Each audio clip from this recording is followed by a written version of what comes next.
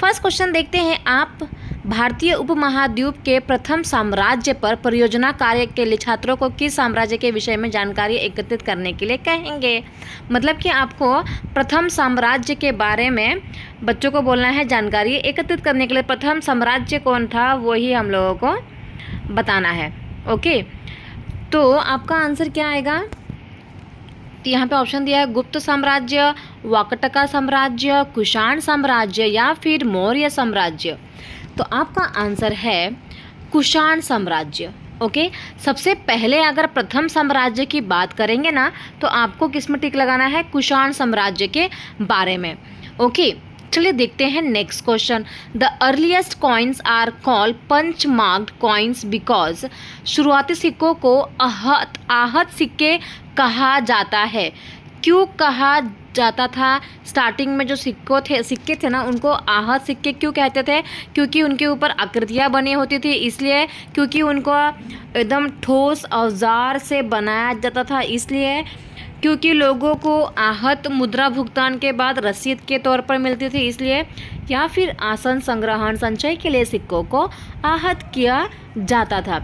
तो देखिए सिक्कों को इस पहले आहत क्यों कहते थे, क्योंकि उसके ऊपर आकृतियाँ बनी होती थी, इसीलिए उसे आहत कहते थे। ओके, चलिए देखते हैं नेक्स्ट क्वेश्चन 33 वाला। दिल्ली सल्तनत काल में गुलामों को उच्च पद पर नियुक्त करने का क्या कारण था। ओके, अगर आपने 7th स्टैंडर्ड की ज्योग्राफी पढ़ी होगी, हिस्ट्री पढ़ी होगी, तो आपको पता होगा कि जितने भी सल्तनत थे ना उसमें से मुगलक जो मोहम्मद तुगलक थे ना, उन्होंने बहुत सारे गुलाम को क्या किया था ना, उच्च पद दे दिए थे। तो उसका पीछे कारण क्या था वो हमें बताना है। ओके, तो उन्हें नियंत्रण में रखना आसान था और कम वेतन दिया जा सकता था, या सुल्तान जो थे ना उनके उत्तराधिकारियों का उनके जीवन पर स्वामित्व होता था, वे सुल्तान और उसके उत्तराधिकारियों के प्रति वफादार होते थे, वे अपने स्वामी के विश्वसनीय और उन पर आश्रित होते थे। तो इसका जो आंसर है वो है 4th वन, वे अपने स्वामी के विश्वसनीय और उन पर आश्रित होते थे। ओके, पूरी तरीके से वो किसके ऊपर आश्रित होते थे, जो उनके सुल्तान होते थे ना उनके ऊपर ही वो आश्रित रहते थे, और वो बहुत ज़्यादा विश्वसनीय भी होते थे। ओके, चलिए देखते हैं नेक्स्ट क्वेश्चन 34 वाला। दीवाने खासो आम की वास्तु विशेषताएं कैसे यह विचार देती है कि राजा भगवान का प्रतिनिधि होता है। ओके, तो दीवाने खास जो है ना मतलब एक बैठक होती थी, उसमें बहुत सारे मंत्री वगैरह होते थे, तो उसकी विशेषता जो है वो बताना है कि किस प्रकार जो राजा है ना उसे भगवान का प्रतिनिधित्व बनाया गया। जनसभा कक्ष मस्जिद के सदृश बनाया गया। राजा के बैठने का ऊंचा सिंहासन यह दर्शाता था कि वो सबसे ऊपर है। सिंहासन को इस तरह रखा गया था कि मुस्लिम प्रार्थना के समय यह उनके मुंह की दिशा के सामने दिखता था। ओके, तो जो इसमें आंसर है वो कौन सा सही है ये आप बताएंगे। तो देखिए राजा का प्रतिनिधि क्यों बनाया गया, उसे जो राजा है उसे भगवान का प्रतिनिधि क्यों बनाया गया, क्योंकि जो मुस्लिम लोग होते हैं ना जब वो अपना प्रेयर करते हैं तो वो पश्चिम दिशा की तरफ मुंह करके करते हैं, राइट। और जो उनका मक्का और मदीना है ना वो भी पश्चिम दिशा की तरफ ही है, तो उन्होंने अपना सिंहासन इस तरह ऐसा ही बनाया था कि जब भी कोई प्रार्थना करें तो उनका जो मुंह है ना वो उनकी मतलब जो सिंहासन की तरफ पड़े। ओके, सी वाला भी सही है। एंड जनसभा कक्ष मस्जिद के सदृश बनाया गया था, और जो भी उनका सभा का जो कक्ष था, ओके, जो असेंबली हॉल था ना वो मस्जिद के जैसा ही बनाया गया था। ओके, तो ए एंड सी जो है ना इसका सही है, मतलब ऑप्शन नंबर 2 जो है ना वो सही है। चलिए देखते हैं 35 वाला और देखते हैं कौन सा कथन सही है ए और बी में से। ओके, 19वीं सदी की शुरुआत में जब ब्रिटिश एक समरूप सैनिक संस्कृति विकसित करने लगे, इससे काफ़ी सैनिकों के मध्य में समस्या खड़ी हुई। ओके, तो 19वीं सदी में क्या हुआ ना, जब ब्रिटिश गवर्नमेंट है ना उन्होंने क्या किया, सैनिक संस्कृति में बहुत ज़्यादा डेवलपमेंट करना स्टार्ट किया। बहुत सारे सैनिकों को उन्होंने क्या किया, भर्ती किया, जिससे क्या हुआ बहुत सारे जो सैनिक थे ना उनके मध्य में समस्या खड़ी हो गई। ओके, बहुत सारे लोगों को मतलब बुरा लगने लगा कि क्यों सबको ले रहे हैं। और देखो सेकंड क्या है, पेशेवर सिपाहियों की एक सेना खड़ी करने के चक्कर में उन्होंने क्या किया, जाति और समुदाय को अनदेखा किया। ओके, मतलब उन्होंने किसी की भी भर्ती कर दी, भले ही किसी भी जाति का हो, किसी भी समुदाय का हो। तो इसमें जो है ए और बी दोनों ही सही है। ओके, ए और बी दोनों ही सही है, बी जो है वो एक ही सही व्याख्या है, मतलब ऑप्शन नंबर ए जो है ना वो सही है। चलिए देखते हैं नेक्स्ट क्वेश्चन 36 वाला। 36 क्वेश्चन है, 16वीं से लेकर 18वीं शताब्दी के दौरान अहोम जो है, अहोम लोगों के संदर्भ में कथन ABC पे विचार कीजिए, मतलब कौन सा सही है। ओके, अहोम के बारे में। तो जो अहोम है ना, ये 7th स्टैंडर्ड की हिस्ट्री का क्वेश्चन में से दिया गया है। वे क्या करते हैं, अपने कुलों में ही बटे रहते थे और प्रत्येक कुल जो है ना कई गांवों पर नियंत्रण रखता था। ओके, उनके अपने जनजातीय देवता होते थे, ये भी सही है और ये भी सही है। उनका अन्य जनजातीय लोगों जैसे कोच हाजों के साथ गठबंधन नहीं था, वो लोग अपनी ही उनकी एक कम्युनिटी थी और वो अकेले ही मस्त एंजॉय करते थे। वर्ण समाज के लोगों द्वारा भूमि अधिग्रहण करना अहोम राजा द्वारा प्रतिबंधित था। ठीक है, तो इसमें क्या है ना, ए और बी दोनों ही सत्य है, बाकी दोनों जो सी और डी है वो असत्य है। ठीक है, ए और बी जो है वो सत्य है। चलिए देखते हैं नेक्स्ट क्वेश्चन 37 की बात अगर हम करें तो नील की खेती उत्तरी और दक्षिणी अमेरिका के बहुत से भागों में 17वीं शताब्दी तक आरंभ हो गई थी। ओके, 17वीं शताब्दी तक दक्षिणी अमेरिका में और उत्तरी अमेरिका में नील की खेती जो है ना स्टार्ट हो गई थी। ओके, और भारतीय नील की अधिक मांग और प्रतियोगिता के कारण यूरोपीय उत्पादकों ने अपनी सरकारों को भारतीय नील के आयात पर रोक लगाने और दूसरे विकल्प तलाशने की जोर डाला। तो क्या हुआ, देखो भारत में क्या था, नील की डिमांड जो थी ना वो सबसे ज़्यादा थी। ओके, तो मार्केट में क्या हो गया, प्रतियोगिता होगा, क्योंकि दक्षिण अमेरिका भी उसी का ये बना रहा, नील की खेती कर रहा था और हमारा भारत भी नील की खेती कर रहा था। तो इस प्रतियोगिता के कारण क्या किया, यूरोपीय उत्पादकों ने अपनी सरकारों से क्या किया कि भारत का जो आयात है ना उस पर रोक लगा दो और उन्हें कोई दूसरा ऑप्शन दे दो। ओके, तो इसमें जो है इसका आंसर जो है वो है सी जो है वो सही है, क्योंकि फर्स्ट वन गलत है एंड सेकेंड वन जो है फर्स्ट वन सही है। नील की खेती 17वीं शताब्दी में स्टार्ट हो गई थी, बट जो आर वाला है ना ये गलत है, उन्होंने किसी भी प्रकार का रोक नहीं लगाया था। ओके, तो ये ऑप्शन जो है थर्ड वाला ये सही है। अगर वीडियो अच्छी लग रही प्लीज़ चैनल को सब्सक्राइब कर दें, लाइक कमेंट शेयर ज़रूर करें, अपने फ्रेंड्स को भी शेयर करें। ओके, इनमें से कौन सा कारण आदिवासियों का अंग्रेजों के प्रति खुला विद्रोह का कारण बना। मतलब जो आदिवासी है ना उन्होंने क्या किया, अंग्रेजों का खुला विद्रोह किया। तो उसका रीज़न क्या है, क्यों आदिवासी लोगों ने अंग्रेजों का विरोध किया? क्योंकि जो अंग्रेज है उन्होंने आदिवासियों के प्रत्यक्ष रूप से उत्पाद नहीं खरीद कर वो बिचौलियों के माध्यम से खरीदते थे। मतलब ये अंग्रेज है, ये आदिवासी है, तो वो डायरेक्ट उनसे प्रोडक्ट नहीं खरीदते थे, जो बीच वाला होता था उससे वो खरीदते थे। आदिवासियों के रेशम अंग्रेजी बाजार व्यापारी स्वीकार नहीं कर रहे थे, या फिर अंग्रेजों ने क्या किया था, सारे जंगलों पर नियंत्रण स्थापित कर दिया था और आदिवासियों को जंगलों से प्रतिबंधित कर दिया था, या फिर अंग्रेज जो है आदिवासी क्षेत्रों की अपेक्षा गैर जनजातीय क्षेत्रों का अधिक ध्यान रखते थे। तो देखिए इसका सही जो आंसर है वो आपको भी यही लग रहा होगा, राइट, और इसका आंसर भी यही है। तो अब इस खुशी में आपको मेरे चैनल को सब्सक्राइब तो करना ही पड़ेगा। ठीक है, तो ये जो है ना अंग्रेजों ने क्या किया था, आदिवासियों को जंगल में जाना, जंगलों के सामान को इस्तेमाल करना, ये सारा रूप से क्या कर दिया था, प्रतिबंधित कर दिया था, उन्हें रोक लगा दी थी। ओके, जिसके वजह से उन्होंने क्या किया था, अंग्रेजों का विरोध किया था। बहुत अच्छी बात है, वेरी गुड। चलिए देखते हैं नेक्स्ट 39 क्वेश्चन देखते हैं। ईश्वर चंद्र विद्यासागर ने प्राचीन ग्रंथों का हवाला दिया। तो ईश्वर चंद्र विद्यासागर जो है इनके बारे में दिया है 8th स्टैंडर्ड की हिस्ट्री में, अगर आप पढ़ेंगे तो आपको पता चल जाएगा। तो ईश्वर चंद्र विद्यासागर ने किस चीज़ के बारे में बोला है, सती प्रथा के बारे में समाप्त करने के लिए बात कही है उन्हें, या फिर लड़कियां पढ़ सके इस पे जोर दिया है, या विधवाओं का विवाह हो सके इस पे जोर दिया है, या फिर सभी जातियों में समानता लाने की बात कही है। तो ईश्वर चंद्र विद्यासागर ने किसकी बात की है, आपको पता होना चाहिए उन्होंने किया है विधवा विवाह हो सके, ठीक है। विडो रीमैरिज की बात उन्होंने की थी। किसने की थी? विद्या सागर जी ने। ओके, चलिए देखते हैं नेक्स्ट क्वेश्चन 40 वाला। निम्नलिखित में से किस समुदाय को अंग्रेजी फौज में जाने से लाभ हुआ तथा अपनी एक रेजिमेंट भी थी उनकी? तो ऐसा कौन सा समुदाय है जिनको अंग्रेजों लोग के फौज में जाने से बहुत ज़्यादा फ़ायदा हुआ? ओके, तो वो महारों को, इजहाओं को, मदीगों को या फिर दुबलाओं को? इसका आपका सही आंसर है महारों को, ठीक है। जो महार लोग होते थे ना, महार, जैसे कि आपने सुना होगा जो बाबा साहेब अम्बेडकर थे ना, वो भी महार फैमिली से ही बिलोंग करते थे, ठीक है। तो जो महार थे ना, उनको बहुत ज़्यादा क्या मिला? एडवांटेज मिला अंग्रेजी फ़ौज में जाने से। चलिए देखते हैं 41 वाला क्वेश्चन।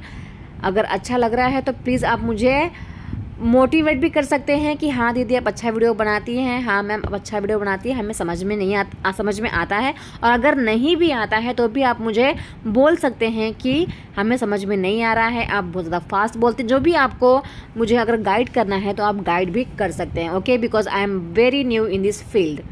नेक्स्ट क्वेश्चन देखते हैं। निम्नलिखित में से कौन सा कथन E.V. रामास्वामी के बारे में पढ़ा होगा आप लोगों ने, पेरियार के बारे में, के विचारों में मिलता जुलता नज़दीक है? ओके, और मैं आपको बता दूं कि पेरियार के बारे में क्वेश्चन जो है ना रिपीट होके आ रहा है। अभी हम लोग इससे पहले हमने 21 दिसंबर का पेपर किया था, उसमें भी पेरियार के बारे में पढ़ा था। तो देखिए कि कितना ज़्यादा इम्पॉर्टेंट होता है PYQ, राइट। चलिए, तो पेरियार के बारे में कौन सा कथन आपको सही लग रहा है ये आपको बताना है। यह सिद्ध करने के लिए कि हम भी मनुष्य है, मंदिर में प्रवेश करना चाहिए।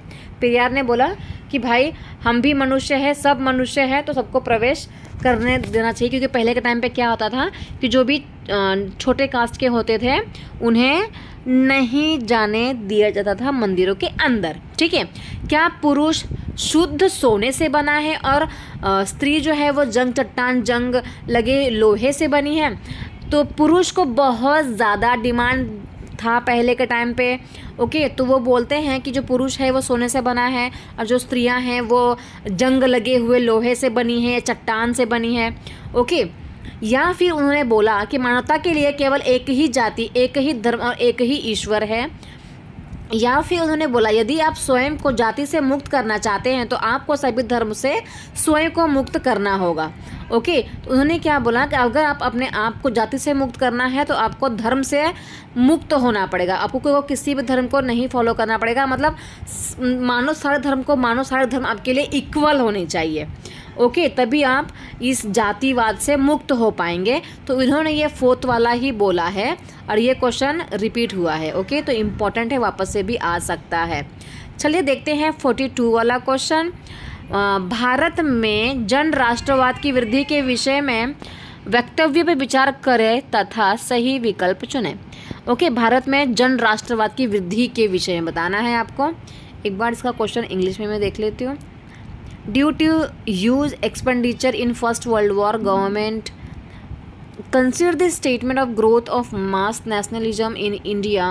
Choose the correct statement. Okay, तो बताना है आपको। फर्स्ट ऑप्शन जो है, प्रथम विश्व युद्ध में अत्यधिक खर्चे के कारण भारत सरकार ने लोगों पर भारी टैक्स थोप दिया था। जन साधारण के लिए तेजी से बढ़ी हुई कीमतों के कारण कठिनाई या बढ़ गई।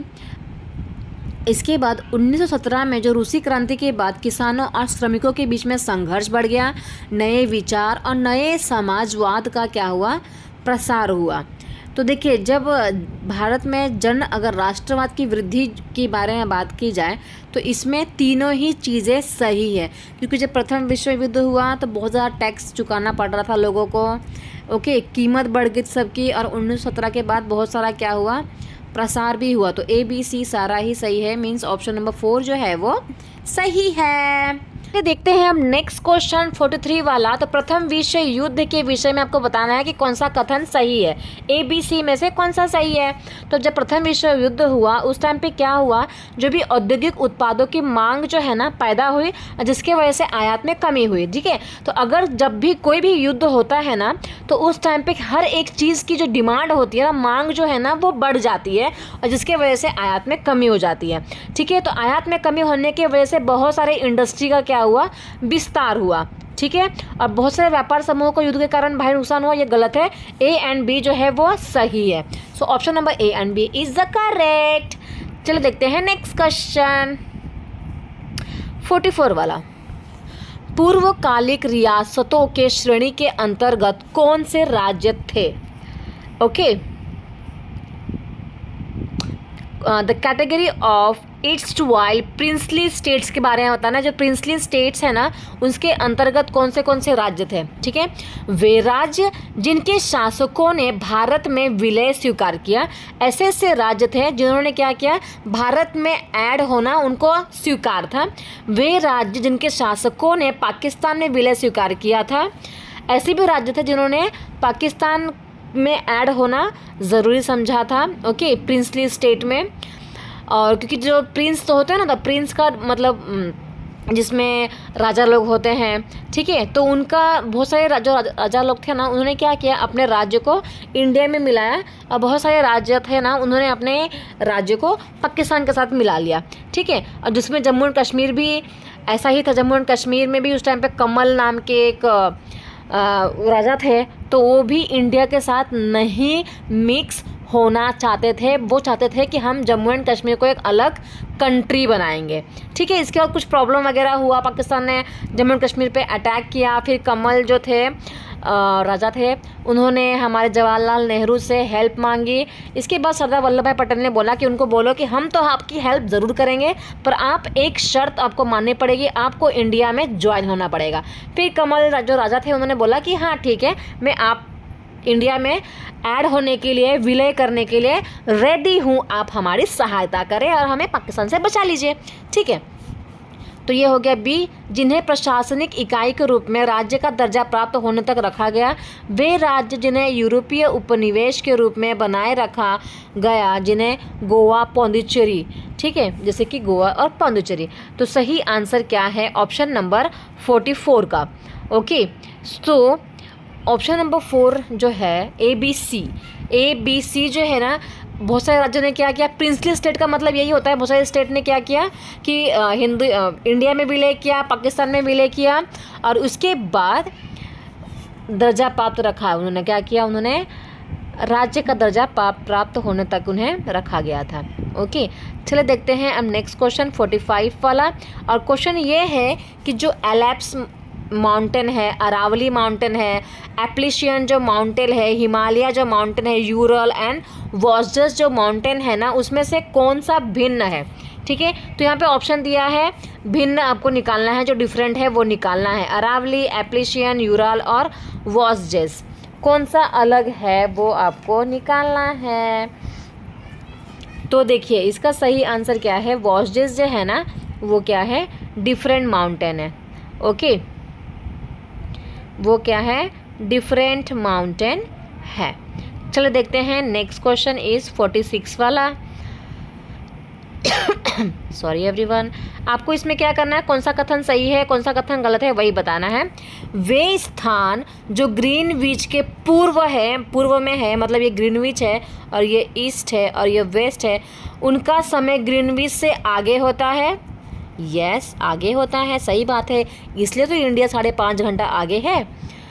चूँकि पृथ्वी पूर्व से पश्चिम की ओर चक्कर लगाती है, तो पूर्व में सूर्य पहले उगता है।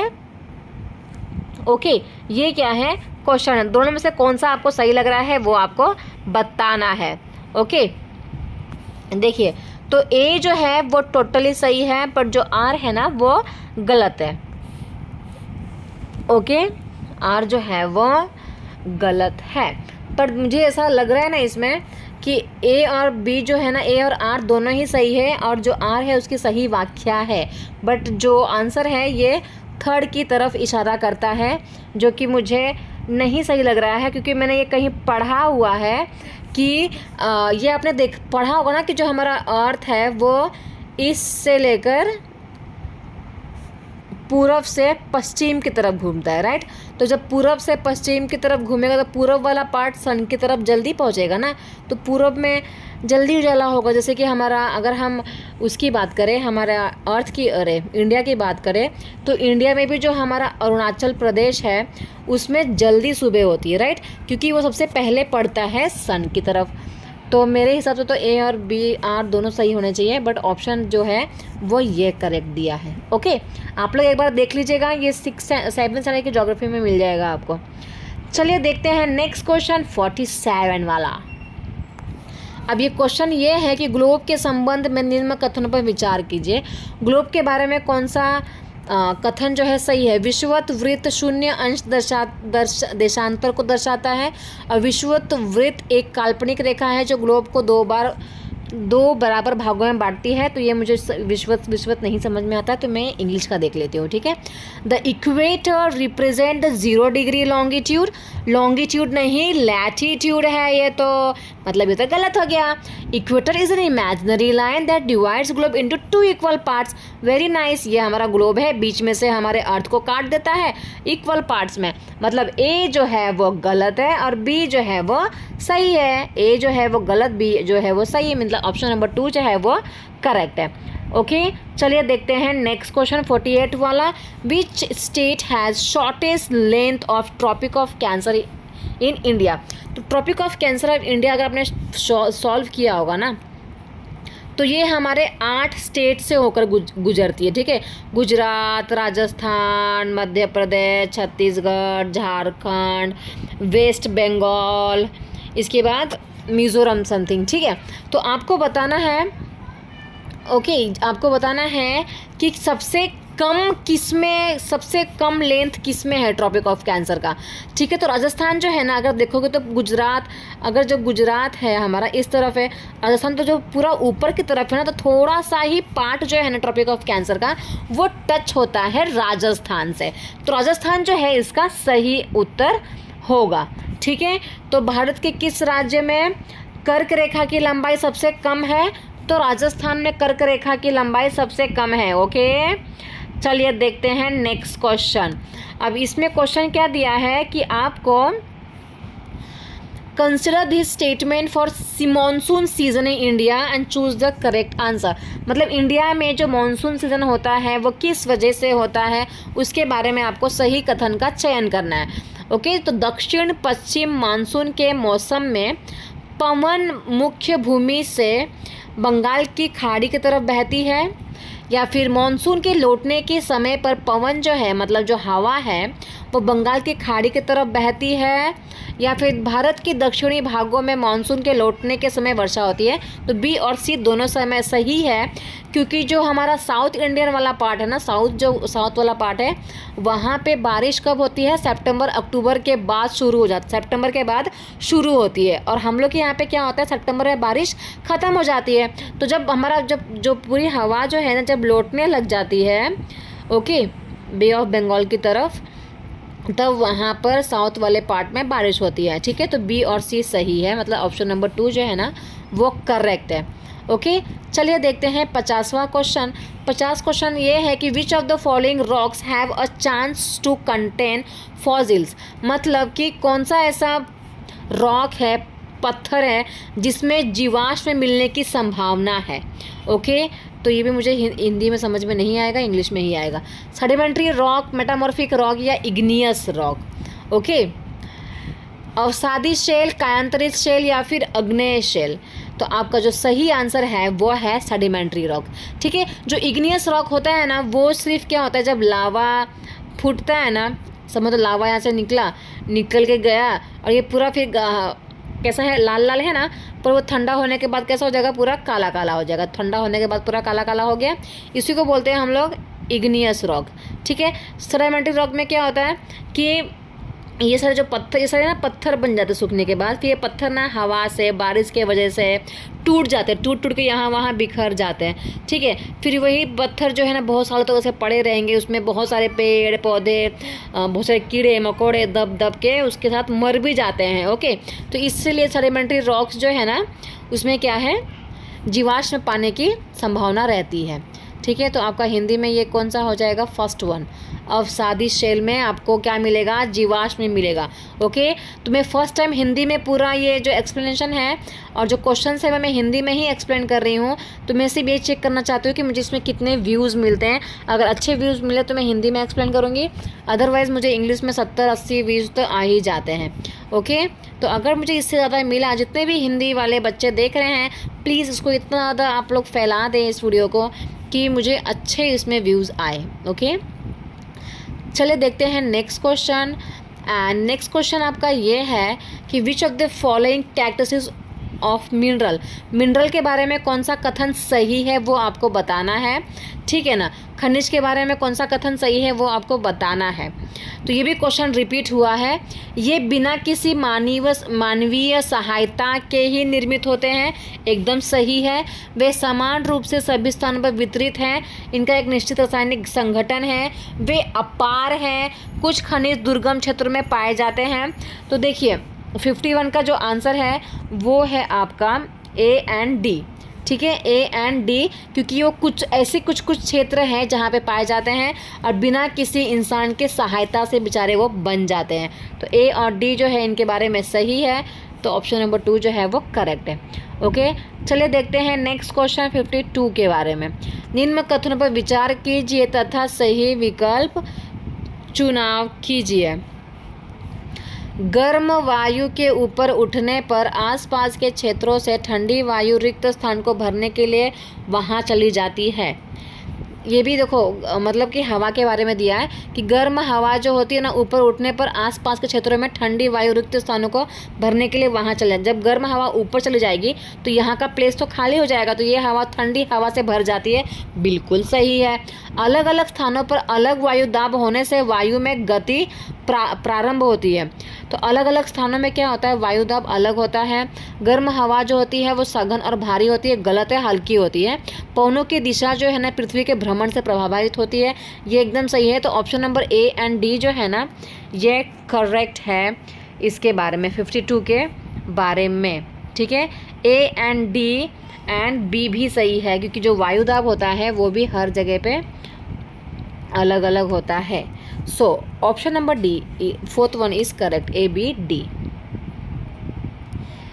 अगर मैं फास्ट बोलती हूँ तो आप मुझे कमेंट सेक्शन में बोल सकते हैं स्लो बोलने के लिए, ओके, क्योंकि समटाइम्स मुझे ऐसा लगता है कि मैं बहुत फास्ट बोल जाती हूँ। 43 का जो 53 वाला क्वेश्चन है आपका, जब जेट स्ट्रीम गर्म समुद्री हवा को एक ढक्कन की तरफ फंसा लेती है और हवा को क्या करेगी फिर भूमि की ओर ढकेलती है, तो कौन सी भौगोलिक परिघटना घटित होती है वो बताना है आपको, okay. Which geographical phenomena occurs when jet stream trap a hot ocean air and lead and move it towards the land, okay. Precipitation होगा, इवापोरेशन होगा, हीट डोम होगा या साइक्लोन होगा। तो इससे क्या होता है, हीट डोम होगा, क्योंकि जब गर्म हवा को ढक्कन की तरफ पैक कर दे रही है फिर उसको ज़मीन की तरफ ढकेल रही है, तो क्या होगा, हीट डोम होगा, ओके। सो करेक्ट आंसर क्या है, हीट डोम। चलिए अब पढ़ते हैं नेक्स्ट क्वेश्चन।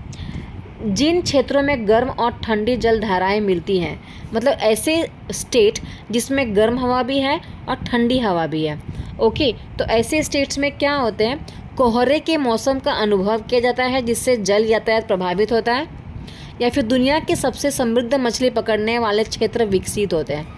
तो आपको बताना है कौन सा कथन सही है, ओके। तो ए और बी जो है ना दोनों सही है। अगर वहाँ का किसी भी स्टेट का ना अगर एटमॉस्फेयर गर्म भी है और ठंडा भी है, वहाँ पे गर्म हवा जलधाराएँ बह रही है, ठंडी जलधाराएँ मिलती हैं, तो वहाँ पे क्या होता है, कोहरे का मौसम होता है और मछली पकड़ने के लिए अच्छा भी होता है, ओके। चलिए देखते हैं नेक्स्ट क्वेश्चन 55 वाला।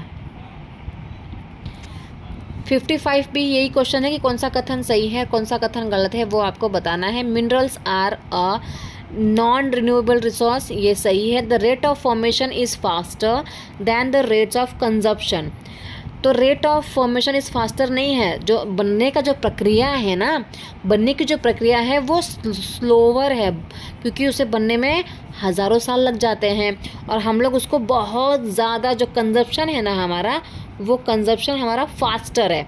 ठीक है, तो ए जो है कथन सही है और बी जो है फॉल्स है, मतलब थर्ड वाला सही है। ओके, चलिए देखते हैं नेक्स्ट क्वेश्चन 56 के बारे में। तो 56 का क्वेश्चन आपको यह कहता है कि एक टीचर है और वो अपने क्लास में प्रवास के बारे में पढ़ा रही है। तो उन्होंने उन्होंने अपने क्लास में उदाहरण दिया कि सुनामी आई है किसी गांव में, और तबाही के बाद श्रीदेवी जो है ना, जो एक मछुआरे समुदाय से है, वो चेन्नई में स्थानांतरित किया उन्होंने, मतलब कि चेन्नई चली गई वो रहने के लिए। ओके, तो ये क्या होगा? अप्रवास, उत्प्रवास, या प्रवास के अपकर्ष कारक, या फिर प्रवास के प्रतिकर्ष कारक? बताइए आंसर 56। तो आंसर क्या आएगा? प्रवास के प्रतिकर्ष कारक means push factors of migration. Migration के लिए फैक्टर ने, मतलब जो सिचुएशन घटित हुई उसने क्या किया? पुश किया है। ओके, चलिए देखते हैं 57 वाला क्वेश्चन। जैविक कृषि के संदर्भ में निम्नलिखित कथनों पर विचार कीजिए और सही विकल्प का चयन कीजिए। ओके, जैविक मतलब होता है ऑर्गेनिक फार्मिंग। ओके, पशु खाद का प्रयोग किया जाता है पोषण के लिए। अनुवांशिक रूपांतरण उत्पादकता बढ़ाने के लिए किया जाता है। एंड प्राकृतिक कीटनाशकों का प्रयोग किया जाता है। मतलब कि ऑर्गेनिक फार्मिंग के बारे में आपको बताना है। Manure is use for fertilising, genetic modification is done to increase productivity, nature pesticides are use. कौन सा कथन इसमें सही है ये आपको बताना है। ठीक है, तो देखिए ए जो है वो सही, क्योंकि हम लोग क्या यूज़ करते हैं फर्टिलाइज़र के लिए? मैन्योर जो है वो यूज़ करते हैं, और नेचुरल जो पेस्टिसाइड्स होते हैं, छोटे मोटे जो बैक्टीरियाज वगैरह होते हैं, वो भी अच्छे होते हैं। ओके, तो ऑप्शन नंबर 57 का ऑप्शन नंबर ए और सी जो है ना वो सही है।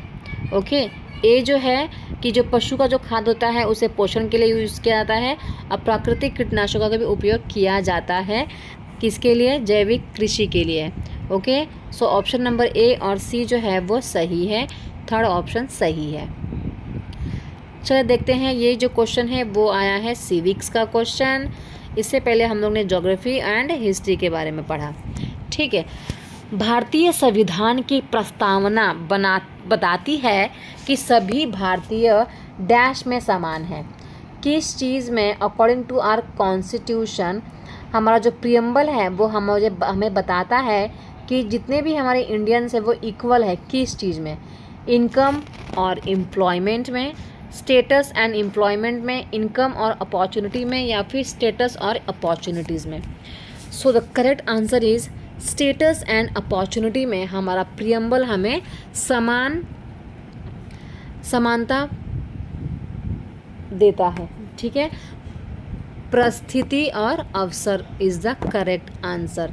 चलिए देखते हैं नेक्स्ट क्वेश्चन। नेक्स्ट क्वेश्चन है गद्यांश, फिल इन द ब्लैंक्स दिया है, उनको आपको क्या करना है? सिलेक्ट करना है। ओके, तो प्रति डैश वर्ष में पंचायत चुनाव होते हैं। पंचायत चुनाव मोस्टली देखिए किस में होते हैं? 5 साल में ही होते हैं। राइट, फोर्थ ऑप्शन 4 है, तो 4 को पहले निकाल देंगे हम लोग। 4 में तो कभी होता ही नहीं ना, 5 ही पड़ा है, मतलब कि ऑप्शन नंबर 1 और 3 ही सही हो सकता है। तो ओके, चलो इसमें तो 5 आ गया। नेक्स्ट, वर्ष में चुने जाते हैं, चुने गए प्रतिनिधि पंच कहलाते हैं। पंचायती राज में सबसे छोटी इकाई को ग्राम सभा कहा जाता है, जिसमें पंचायत क्षेत्र के सभी वयस्क बैठकर करते हैं। ओके, तो ये है आपके ऑप्शंस। अब आपको बताना है, पर इसमें अगर हम देखें तो इसमें हमें 3 खाली चीज़ दिया है, इसमें हमें 2 ही दिया है हिंदी वाले में। ओके, 59 का आंसर क्या है? थर्ड वाला, फिफ्थ वन, 5 एंड ग्राम सभा इज़ द करेक्ट आंसर। ठीक है, क्योंकि जो पंचायत चुनाव होता है 5 साल के लिए होता है और सबसे छोटी जो इकाई है वो ग्राम सभा का है। ओके, सबसे छोटी इकाई कौन सी है? ग्राम सभा की है। चलिए देखते हैं नेक्स्ट क्वेश्चन। 60 वाला क्वेश्चन जो है वो है, सामाजिक विज्ञान की कक्षा में निम्न में से कौन सा पहलू विविधता को बल देगा? ठीक है, मतलब कि विविधता को मतलब डाइवर्सिटी को बल देता है। ठीक है, तो इक्वालिटी, समानता, गरिमा या फिर आज्ञाकारिता, अनुशासन, एकरूपता, विश्वास, पहुँच, गरिमा या फिर समानता, आदर, एकरूपता या फिर आज्ञाकारिता। ओके, 60 का आंसर क्या है आपका? पहुँच, गरिमा और समानता जो है ना वो हमें डाइवर्सिटी की भावना की तरफ लेके जाता है, मतलब assess, dignity and equality. Okay, discipline तो देखो, डिसिप्लिन आपको थोड़ी डाइवर्सिटी की तरफ लेके जाएगा, और जो ऑबिडियंस है मतलब वो भी एक तरफ का डिसिप्लिन ही है, तो वो भी आपको डाइवर्सिटी की तरफ नहीं लेके जाएगा। राइट, ऐसे भी इसमें भी ऑबिडियंस दिया हुआ है, रिस्पेक्ट दिया हुआ है, तो इसलिए सही आंसर क्या है इसका? Third one. ओके, चलिए देखते हैं नेक्स्ट क्वेश्चन 60 वाला। Which of the following is the new state of India? इसमें से सबसे न्यू स्टेट कौन सा है वो आपको बताना है। तो Jharkhand, Uttarakhand, Telangana, Mizoram. Your correct answer is Telangana is the correct answer. Okay, next one is which of the following person work in the primary sector? Primary sector में जो काम करता है उसके बारे में आपको बताना है। ठीक है, मतलब प्राइमरी सेक्टर होता क्या है, ये 9th स्टैंडर्ड के इकोनॉमिक का क्वेश्चन है। ठीक है, और प्राइमरी सेक्टर का मतलब होता है कि जो बेसिक लेवल पे काम करते हैं, जो खेतों में काम करते हैं, उसे बोलते हैं प्राइमरी। और इसके बाद जो भी फसल होती है वो इंडस्ट्री में जाती है, उसको बोलते हैं सेकेंडरी। ओके, तो वही ढूंढना है आपको कि प्राइमरी कौन सा है। राधा कपड़े की फैक्ट्री में सिलाई की यूनिट में काम करती है। सरिता एक उर्वरक, अगर वो कॉटन को लेके आती है, कॉटन की इसमें काम करती है, या फिर कॉटन खेत में काम करती है और कॉटन की खेती करती है ना, तो ये हो जाता है प्राइमरी। ठीक है, सरिता एक उर्वरक कंपनी में बाजार प्रबंधक का कार्य करती है। हरप्रीत जो है ना इमारत निर्माण स्थल पर क्रेन मशीन का संचालन करती है। और हामिद जो है बागान में रबड़ का रोपण करती है। देखो बागान में, तो मैंने आपको पहले ही बोला कि जो खेत में काम करेगा वही हमारा प्राइमरी फैक्टर बनेगा। सो ऑप्शन नंबर 4 जो है वो करेक्ट है। ठीक है, चलो देखते हैं नेक्स्ट क्वेश्चन। निम्न में से कौन सा ग्रामीण क्षेत्रों में आजीविका के बारे में चिंता का विषय है? मतलब कि जो भी लोग गांव वाले एरियाज़ में रह रहे हैं ना, तो उनके लिए एक टेंशन वाली बात है। कौन सा? ढुलाई क्षेत्र का बनना, कई मंजिल छोटी दुकानों पर कार्य के लंबे घंटे, मॉल्स द्वारा भारी छूट के चलते दुकानों पर विक्रय में कमी, या कार्य की मौसम अनुसार प्रकृति। ओके, तो 63 का आपको आंसर बताना है। ऐसा ही आंसर क्या है? Seasonal nature of work. Okay, क्योंकि वहाँ पे क्या है ना, सीजनल जो भी काम हो रहा है सीजनल हो रहा है, जिसकी वजह से लोगों को बहुत ज़्यादा प्रॉब्लम फेस करना पड़ता है। ओके, चलिए देखते हैं नेक्स्ट क्वेश्चन 64 वाला। यूनिवर्सल एडल्ट फ्रेंचाइजी का मतलब क्या होता है? ये 6th स्टैंडर्ड की सिविक्स का क्वेश्चन है। ओके, तो यूनिवर्सल एडल्ट फ्रेंचाइजी का मतलब होता है कि आप बड़े हो चुके हो, 18 साल प्लस हो चुका है आपका, तो आपको गवर्नमेंट वोट देने का अधिकार देती है। तो वोट देने का अधिकार को ही क्या कहा जाता है? सार्वभौमिक वयस्क मताधिकार का अर्थ होता है कि सभी वयस्कों को मतदान करने की अनुमति है। चलिए देखते हैं नेक्स्ट क्वेश्चन 65 वाला। ओके, मीडिया जो है, मीडिया के संदर्भ में मसौदा तैयार करने से क्या अभिप्राय है? ठीक है, सेटिंग ऑफ एजेंडा। एजेंडा का मतलब क्या होता है? जो आपने देखा ही होगा, जो मीडिया वाले होते हैं वो एजेंडा सेट करते हैं। तो उनका एजेंडा का जो रूल होता है, क्यों वो लोग सेट करते हैं? मीडिया चैनलों द्वारा प्रसारणों की सूची तैयार करना, मीडिया चैनलों द्वारा उन कार्यक्रमों को दोबारा प्रसारण करने के लिए प्राथमिकता देना जो कि टीआरपी में सबसे ज़्यादा अधिक है, लोगों को किन मुद्दों पर ध्यान देना चाहिए, यह निर्धारण मीडिया द्वारा लोगों की सोच और समझ पर प्रभाव डालता है, बाजारीकरण के लिए मीडिया, घराणों द्वारा लोकप्रिय कार्यक्रमों का उपयोग करना। ओके, तो देखिए मीडिया जो है ना एजेंडा क्या बनाती है कि बहुत लोगों को किन मुद्दे पर ध्यान देना चाहिए। ओके, ये सारा सोच समझ जो है ना मीडिया जो है इस पर प्रभाव डालती है। सो ऑप्शन नंबर 3 जो है ना वो सही है।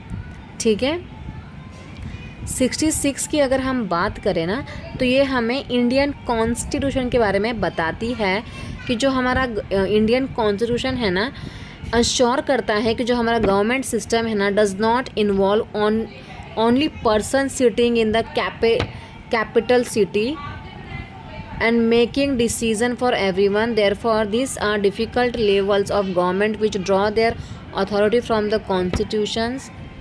About descriptions matches to watch of the following features of Indian Constitution. भारतीय संविधान यह सुनिश्चित करता है कि सरकारी व्यवस्था जो है केवल उन लोगों को ही सम्मिलित न करे जो राजधानी में बैठे हैं, सभी के लिए निर्णय लेते हैं। इसलिए यहाँ पर सरकार के विभिन्न स्तर हैं जिसे संविधान से ही अपनी ताकत और अधिकार मिले हुए हैं। ठीक है, तो इसे क्या कहा जाता है? शक्तियों का बंटवारा कहा जाता है, संघवाद कहते हैं, संसदीय शासन पद्धति कहते हैं, या फिर निरपेक्षता कहते हैं। तो इसे संघवाद कहा जाता है क्योंकि हर एक जो मिनिस्टर्स होते हैं सबका जो अलग अलग काम होता है, उनके अलग अलग क्या होते हैं नियम भी होते हैं और वो उनको फॉलो भी करने होते हैं। ठीक है, चलिए देखते हैं नेक्स्ट क्वेश्चन 67 वाला।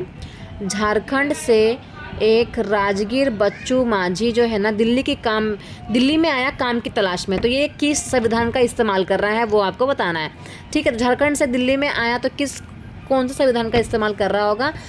स्वतंत्रता का अधिकार। ठीक है, कौन सा अधिकार? राइट्स टू फ्रीडम, क्योंकि हर एक इंसान को फ्रीडम है कि वो कौन से भी स्टेट में जाके जॉब कर सकता है। चलिए देखते हैं नेक्स्ट क्वेश्चन 68 वाला। In a criminal offence who represent the interest of the state in the court. अगर देखो क्रिमिनल कुछ कांड हो गया है, क्रिमिनल ऑफेंस में क्या होता है कि अपना जो इंटरेस्ट है स्टेट में अगर कुछ प्रॉब्लम हुआ है तो कोर्ट में इंटरेस्ट कौन दिखाता है? जज, पुलिस, या फिर पब्लिक प्रोसिक्यूटर, या फिर डिफेंस लॉयर। ठीक है, आपराधिक उल्लंघन में राज्य का पक्ष जो है ना कौन प्रस्तुत करता है? तो ये आपको बताना है। बहुत ही इजी क्वेश्चन। बताइए 68 का आंसर क्या होगा? तो सरकारी वकील, राइट, क्योंकि हमें क्या करना है, हम कोर्ट में जा रहे हैं उस चीज़ को लेकर, तो कोर्ट में कौन डिफेंस करेगा? सरकारी वकील ही करेगा ना। सो ऑप्शन नंबर 3 जो है वो करेक्ट है। चलिए देखते हैं नेक्स्ट क्वेश्चन 69 के बारे में। घेटोआइजेशन डैश हैशीकरण का परिणाम है। सामाजिक, आर्थिक और सांस्कृतिक। तो आंसर जो है तीनों का परिणाम है घेटोआइजेशन। ठीक है, सो ABC इज़ द करेक्ट। चलिए देखते हैं नेक्स्ट क्वेश्चन 70 वाला क्वेश्चन, और ये भी रिपीटेड क्वेश्चन है।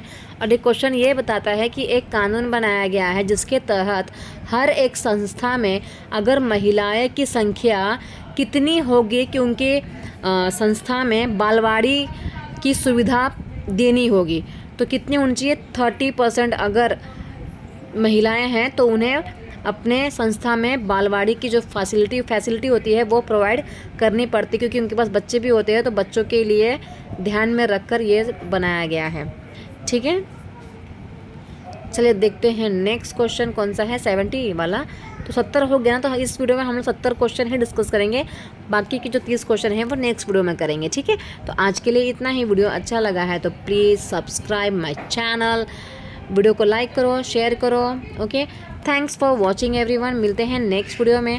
वीडियो अच्छी लगी तो प्लीज़ चैनल को सब्सक्राइब कर लो, अपने फ्रेंड्स को भी शेयर करो, और थोड़ा सा कमेंट करके आप बता सकते हैं कि कुछ अगर चेंजेस करने हैं पढ़ाने के तरीके में तो आप मुझे बता सकते हैं। Bye bye everyone. कि भारतीयों के मताधिकार के बारे में निम्नलिखित इसमें से कौन सा कथन सही है? जो हम वोटिंग राइट्स है ना, हमारे इंडियंस के जो वोटिंग राइट्स है उसके बारे में कौन सा कथन सही है वो बताना है। ठीक है, तो India had universal adult franchise before independence as the educated people could vote even them.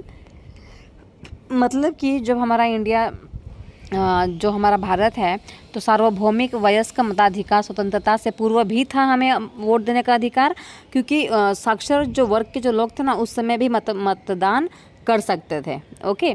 And औपनिवेशिक भारत में किसी भी भारतीय के पास मताधिकार नहीं था, या फिर कुछ लोग कर सकते थे कुछ लोग नहीं कर सकते थे, या फिर भारतीयों ने सर्वप्रथम संविधान सभा के सदस्यों के लिए मतदान किया था। तो सही जो आंसर है ना इसका ये है कि पहले के टाइम पे भी जब हमारा औपनिवेशिक भारत था, जब ब्रिटिशर्स के अंडर में हमारा भारत था, तब भी कुछ लोगों को अधिकार था, कुछ लोगों को वोट देने का अधिकार नहीं था। ठीक है, तो ऑप्शन नंबर 3 जो है वो सही हो जाएगा। चलिए देखते हैं नेक्स्ट क्वेश्चन 62 वाला। इसमें ये बताया गया है कि जो छोटे कार्यशाला होते हैं ना, छोटे छोटे जो कार्यशाला होते हैं, कारखाना होते हैं, तो वहाँ पे जो कामगार जो होते हैं, काम करने वाले जो लोग होते हैं, उनको अस्थायी रूप से क्यों रखा जाता है छोटे छोटे कारखानों में या फिर कार्यशाला में? ठीक है, क्योंकि उनकी योग्यता नहीं होनी चाहिए, किसी भी कौशल की ज़रूरत नहीं होती है इसलिए, या फिर इससे नियोक्ता पर कम दायित्व बनता है, या फिर वो लोग जो कार्य होता है वो मौसमी होता है, इसलिए इनकी आवश्यकता पड़ने पर ही उन्हें रखा जाता है। तो सही आंसर क्या होगा? छोटे छोटे कारखानों में कब रखते हैं कामगारों को? क्यों? जब भी आवश्यकता पड़ती है तब, और उनकी जो नियुक्ति जो होती है ना उनका कम दायित्व बनता है इसीलिए। ठीक है, तो बी और सी सही है, मतलब कि ऑप्शन नंबर 2 जो है ना सही है। चलिए देखते हैं नेक्स्ट क्वेश्चन 63 वाला क्या कहना चाहते हैं। तो ये कहना चाहता है कि फार्मिंग के बारे में कौन सा कथन सही है। ओके, तो जो लोग हैं वो पूरे वर्ष अपनी भूमि या दूसरे की भूमि पर काम करते हैं, या फिर गांवों में स्त्री पुरुष दोनों कृषि कार्यों में लगे रहते हैं। तो देखिए जो कृषि का काम होता है वो पूरे साल का नहीं होता, 6-6 महीने का ही होता है। ठीक है, 6 मंथ काम होता है। 6 मंथ जितने भी लोग होते हैं वो बेरोजगार बैठे हुए रहते हैं, तो फिर 6 महीने के लिए वो लोग शहरों में जाते हैं अपना काम करने के लिए। तो ये 9th स्टैंडर्ड की इकोनॉमिक्स का क्वेश्चन है। ओके, तो आपको 9th स्टैंडर्ड की बुक भी पढ़नी पड़ेगी अगर आप अच्छा मार्क्स लाना चाहते हैं तो ऑप्शन नंबर 2 जो है ना वो सही है, क्योंकि स्त्री और पुरुष जो है ना दोनों मिलकर कृषि का कार्य करते हैं, तो सिर्फ बी ऑप्शन सही है। ओके, चलिए देखते हैं नेक्स्ट क्वेश्चन 64 वाला। ये क्या कहना चाहता है हमसे? ये बोल रहा है कि आप जो क्लास में डेमोक्रेसी की जो थीम है, डेमोक्रेसी एक्सप्लेन कर रहे हो, तो you have to represent it is, आप इसको किस तरीके से प्रस्तुत करोगे? जो प्रजातंत्र है, ओके, डेमोक्रेसी को किस तरीके से आप रिप्रेजेंट करोगे? एक चेंजिंग एंड इन्वॉल्विंग एंड, या जो भी हिंदी मीडियम के हैं प्लीज़ हिंदी में भी क्वेश्चन दिख रहा है तो आप यहाँ से पढ़ ले। ओके, अ फिक्स्ड आइडिया और system, ideal form of government, या फिर right everyone in born with. तो अगर आप डेमोक्रेसी को बच्चों को पढ़ा रहे हैं क्लास में, तो आप बच्चों को सिखाएंगे किस प्रकार से हमारे देश में परिवर्तन हुआ, किस प्रकार से क्या हो रहा है, इन्वॉल्वमेंट हो रहा है, मतलब एक परिवर्तनशील और एक विकासशील विचार के रूप में प्रस्तुत करेंगे हमारे डेमोक्रेसी को। ओके, चलिए देखते हैं 65 वाला क्वेश्चन क्या कहना चाहता है। ये कहना चाहता है कि जो भी स्टीरियोटाइप सोच है, मतलब कि जो पहले की सोच है, रूढ़िवादिता सोच, उसको ख़त्म करने के लिए आप कौन सा उदाहरण बच्चे को देंगे ताकि बच्चा जो है ना उस रूढ़िवादिता को, आपका जो एग्जाम्पल है उस रूढ़िबद्धता जो सोच है उसको तोड़े। ठीक है, तो आप कौन सा एग्जाम्पल देंगे कि लक्ष्मी जो लाकरा है उत्तर रेलवे की प्रथम इंजन चालक बनी है, या फिर जेवियर जो है ना अच्छा वेतन वाली नौकरी पाने के लिए अच्छा अंक प्राप्त करने पर दबाव है, या फिर रुकैया हुसैन जो है ना उन्होंने क्या किया है, वायुयान चालक महिलाओं की कहानी लिखी है। तो कौन सा चीज़ आप बच्चों को बताओगे एज ए एग्जाम्पल, ताकि बच्चा जो है ना रूढ़िवादिता सोच को तोड़ सके। ओके, तो देखिए इसका जो सही आंसर है ए एंड सी जो है एकदम सही है, मतलब ऑप्शन नंबर 3 जो है वो सही है, क्योंकि हम बच्चों को ये कभी नहीं बताएंगे कि आप अच्छा जॉब, अच्छा पैसा कमाने के लिए अच्छा अंक लेके आओ। ठीक है, तो ए और सी जो है, ये जो दोनों एग्जाम्पल है वो रूढ़िबद्धता सोच को ख़त्म करता है। चलिए देखते हैं 66 वाला जो क्वेश्चन है वो बता रहा है कि एक माता पिता का फंडामेंटल ड्यूटीज़ क्या होता है, मतलब कि मौलिक कर्तव्य क्या होता है। एज अ पेरेंट्स आपका मौलिक कर्तव्य क्या है? क्या आप 6 महीने तक के बच्चों की देखभाल और सहायता और पोषण करना ही मौलिक कर्तव्य है पेरेंट्स का, या तो फिर 6 से लेकर 14 वर्ष तक के बच्चों के अपने बच्चों को शिक्षा के अवसर प्रदान करना, या 16 से लेकर 18 वर्ष के बीच के बच्चों की शादी करना, ये आपका मौलिक अधिकार है, या फिर 18 से लेकर 21 वर्ष तक के बीच वाले अपने बच्चों को विरासत में मिली संपत्ति का उपहार देना।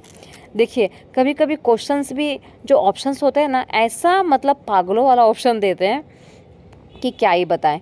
18 से 21 साल बच्चों को क्या करना है, अपनी संपत्ति को दे देना है विरासत में, या तो शादी करवा देना है। वो तो खुद ही देखकर ही समझ में आ रहा है कि भाई ये तो दोनों ऑप्शन गलत ही है, राइट। सही आंसर क्या है, 6 से 14 वर्ष तक के बच्चों को क्या करना है, शिक्षा का अवसर प्रदान करना है। चलिए देखते हैं 67 वाला क्वेश्चन क्या बोलना चाहता है। ये बोल रहा है 67 वाला क्वेश्चन, which section of the constitution has often been referred as it conscience. मतलब कि संविधान के किस भाग को प्राय इसकी अंतरात्मा कहा गया है।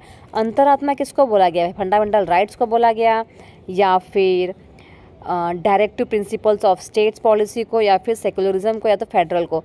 ये 4 ऑप्शंस दिया हुआ है आपको। जल्दी से आंसर कमेंट सेक्शन में बताइए, अपने आप को चेक करिए कि आपको कितना मार्क्स आ रहा है।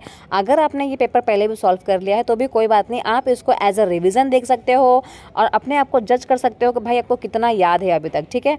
तो इसका जो आत्मा है ना, हमारा जो संविधान है उसके जो आत्मा है ये है हमारा फंडामेंटल राइट्स।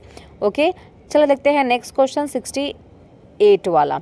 तो ये जो क्वेश्चन है यहाँ पे क्या बताया जा रहा है कि एक अध्यापिका जो है ना, अपील व्यवस्था को पढ़ाते हुए, अपील जो होता है ना कि जो अपील लगाते हैं हम लोग कोर्ट वगैरह में, तो ये एक टीचर जो है पढ़ा रही है, तो पढ़ाते हुए छात्राओं से न्यायालयों में अपील के अनुक्रम में उन्हें न्यायालयों में ले जाने का वचन भी देती है कि हम लोग क्या करेंगे, अपील सबसे पहले कहाँ अपील लगती है, सेकंड नंबर पे कहाँ अपील लगती है, थर्ड नंबर पे कहाँ अपील लगती है, इस लेवल के हिसाब से हम लोग, मैं आप लोगों को लेके जाऊंगी सारे न्यायालयों में, ठीक है।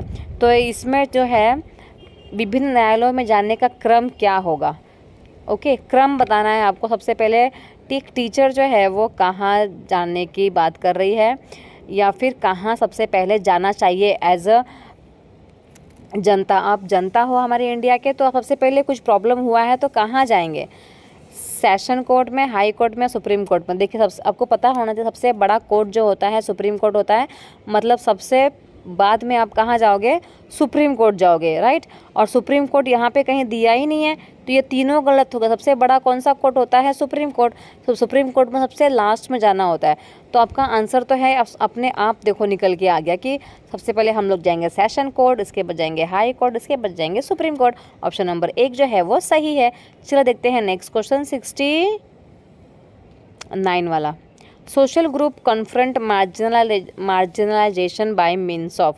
मार्जिनलाइजेशन का मतलब क्या होता है, सामाजिक समूहों में हाशियाकरण के सामना डैश किया, दूसरे के आधिपत्य के विरोध द्वारा, मुख्य धारा से बहिष्कृत किए जाने के विरोध द्वारा, सशस्त्र संघर्ष द्वारा, शिक्षा द्वारा, अपने सुधार द्वारा। 69 का आंसर क्या है ये आपको बताना है। ओके, तो देखिए 69 का आंसर क्या है, A, C एंड D, ये तीनों ही जो ऑप्शन है वो सही है। ओके, तो मार्जिनलाइजेशन के लिए ऑप्शन नंबर 3 जो है वो सही है। चलिए देखते हैं 70 वाला क्वेश्चंस। इतने बड़े बड़े क्वेश्चंस होते हैं कि क्वेश्चन क्या पूछ रहा है कभी कभी यही नहीं समझ में आता है ना। प्रॉब्लम, ऐसी प्रॉब्लम आप लोग को भी होती होगी ना, तो आप क्या करें, उस क्वेश्चन को 2 बार पढ़े, 2 से 3 बार पढ़े, तो आपको क्वेश्चन समझ में आएगा। ठीक है, 70 वाला क्वेश्चन पढ़ते हैं कि ये भाई साहब क्या कहना चाहते हैं। भारतीय संविधान द्वारा दिए गए मूल अधिकारों के बारे में निम्न कथनों पर विचार कीजिए तथा सही विकल्प का चयन कीजिए। मूल अधिकार बताना है, मतलब कि आपको फंडामेंटल राइट्स के बारे में बताना है जो भी हम लोगों को प्रोवाइड हुआ है। These rights are available to all Indians equally. India में जितने भी लोग हैं सबके लिए ये जो मौलिक अधिकार है, जो मूल अधिकार है वो सेम है। या फिर हाशिए के लोग, उनका उपयोग उन पर होने वाले अन्यायों से अपने बचाव हेतु करते हैं। जो लोगों को साथ अत्याचार होता है वो लोग इन मूल अधिकारों का इस्तेमाल करते हैं। लोगों ने सरकार पर इन अधिकारों की दिशा में ही और नए कानून बनाने हेतु दबाव डाला है। जो सरकार के जो लोग जो है ना सरकार पर दबाव डाल सकती है कानून चेंज करने के लिए। ओके, तो तीनों ही जो है ना ये सही है। ठीक है, अगर कोई कानून ऐसे हैं जो आज के डेट में नहीं सूट हो रहे हैं तो उन्हें क्या किया जा सकता है, बदला जा सकता है। ऐसे हमारे संविधान में लिखा है कि समाज को मद्देनज़र रखते हुए कानून को बदला जाएगा।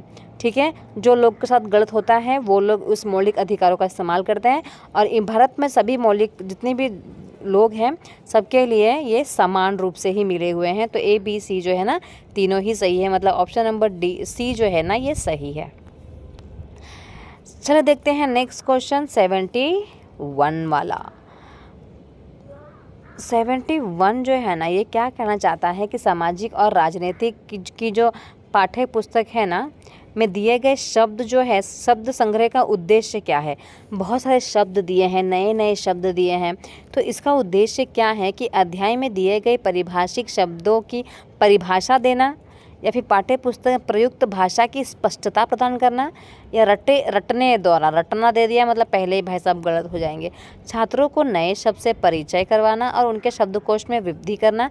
तो ये जो सामाजिक और जो राजनीतिक जो बुक है ना, social and the political book, इसमें टेक्स्ट बुक में जो शब्द दिया हुआ है ना उसका उद्देश्य क्या है कि भाई बच्चों की जो भाषा है उसमें क्या लेके आना है, स्पष्टता प्रदान करना है, मतलब कि clarity on the language used in the text book में जो भी यूज़ किए जा रहे हैं लैंग्वेज उस पर क्या लाना है, क्लियरिटी लेके आना है। सो ऑप्शन नंबर 2 जो है ना सही हो जाएगा इसका। ठीक है, चलो देखते हैं 72 वाला क्वेश्चन क्या बोल रहा है। 72 वाला क्वेश्चन यही बोल रहा है कि सामाजिक और राजनीतिक जीवन में पुस्तक जो है निम्नलिखित उद्देश्य से लिखी गई है। मतलब कि सामाजिक जो बुक है और जो पॉलिटिकल वाली बुक है ना उसको कौन से उद्देश्य से लिखा गया है, क्यों लिखा गया, भाई इस बुक को बनाया क्यों गया है। क्योंकि वो तथ्यों को याद रखने में सहायक है, क्योंकि वो निश्चित सूचना प्रदान करती है, या फिर वे पाठ्य वस्तु की चर्चा में आदर्श वास्तविकता में संतुलन रखती है। तो जो बुक है उसको क्यों बनाया गया है ये आपको बताना। तो 72 का ऑप्शन क्या है, केवल बी। ठीक है, उसको सिर्फ तथ्यों को याद करने के लिए नहीं बनाया गया है, चर्चा के वो पाठ्य पुस्तक की चर्चा में आदर्श और वास्तविकता में संतुलन रखती है। जो पहले हुआ था जो अब हो रहा है सबके बीच में क्या करती है, संतुलन बनाए रखती है। तो बी जो है ना सही आंसर है इसका। ठीक है, चलो देखते हैं अब नेक्स्ट 73 वाला। 73 जो क्वेश्चन है ये बता रहा है कि आरंभिक स्तर पर मुगल प्रशासन में प्रशासनात्मक पदानुक्रम विषय पर चर्चा करने के लिए निम्नलिखित में से कौन से शिक्षण अधिगम युक्तियाँ सर्वश्रेष्ठ है। ओके, मतलब कि थोड़ा सा इंग्लिश में देख लिया जाए कि which of the following teaching learning strategy is best employed at an elementary level to discuss the topic of administrative hierarchy in the Mughal administration. तो मुगल एडमिनिस्ट्रेशन के बारे में क्लास में डिस्कशन करने के लिए कौन सा तरीका, कौन सी टीचिंग लर्निंग स्ट्रैटेजी सबसे ज़्यादा अच्छी होगी। बच्चों को सिखाना है आपको मुगल के बारे में, मुगल एडमिनिस्ट्रेशन के बारे में, उसके सरकार के बारे में आपको सिखाना है। तो कौन सा अच्छा रहेगा बच्चों के लिए। तो देखो बच्चों के लिए क्या अच्छा रहेगा कि रोल प्ले करवाएंगे तो वो अच्छा रहेगा, ओपन एंडेड जो क्वेश्चन है वो करवाओगे तो अच्छा रहेगा, और टाइमलाइन ओके ये भी बहुत ज़्यादा अच्छा होगा, मतलब समय सीमा। तो 73 का जो ऑप्शन है वो है थर्ड वाला, मतलब कि A B and D. Okay, चलिए अब देखते हैं नेक्स्ट क्वेश्चन 74 वाला। Read statement A and B, और कौन सा सही है वही बताना होगा। How curricular activities can help in the development of social values. बच्चों के अंदर सोशल वैल्यूज़ को अगर डेवलप करना है तो कौन सी को करिकुलर एक्टिविटीज़ हेल्प करेगी। ठीक है, student can develop tolerance toward social diversity by participating in social activities. Students develop group spirit, unity and ability to be cooperative. ठीक है, तो इसमें दोनों ही सही है, ए और बी जो है ना दोनों ही सही है। एक बार हिंदी में देख लेते हैं कि पाठ्य सामग्री जो है ना गतिविधियाँ सामाजिक मूल्यों के विकास में कैसे सहायता करती है। तो छात्र जो होता है ना वो सामाजिक गतिविधियों के द्वारा सामाजिक विविधता के प्रति सहिष्णुता को विकसित कर सकता है, और बच्चा जो है ना बच्चे के अंदर भावना, एकता और योग्यता भी विकसित होती है। तो ए और बी दोनों सही है। चलिए देखते हैं नेक्स्ट क्वेश्चन 75 वाला। आरंभिक स्तर की सामाजिक विज्ञान की पाठ्य पुस्तक में कौन सा समुदाय के जीवंत अनुभव के माध्यम के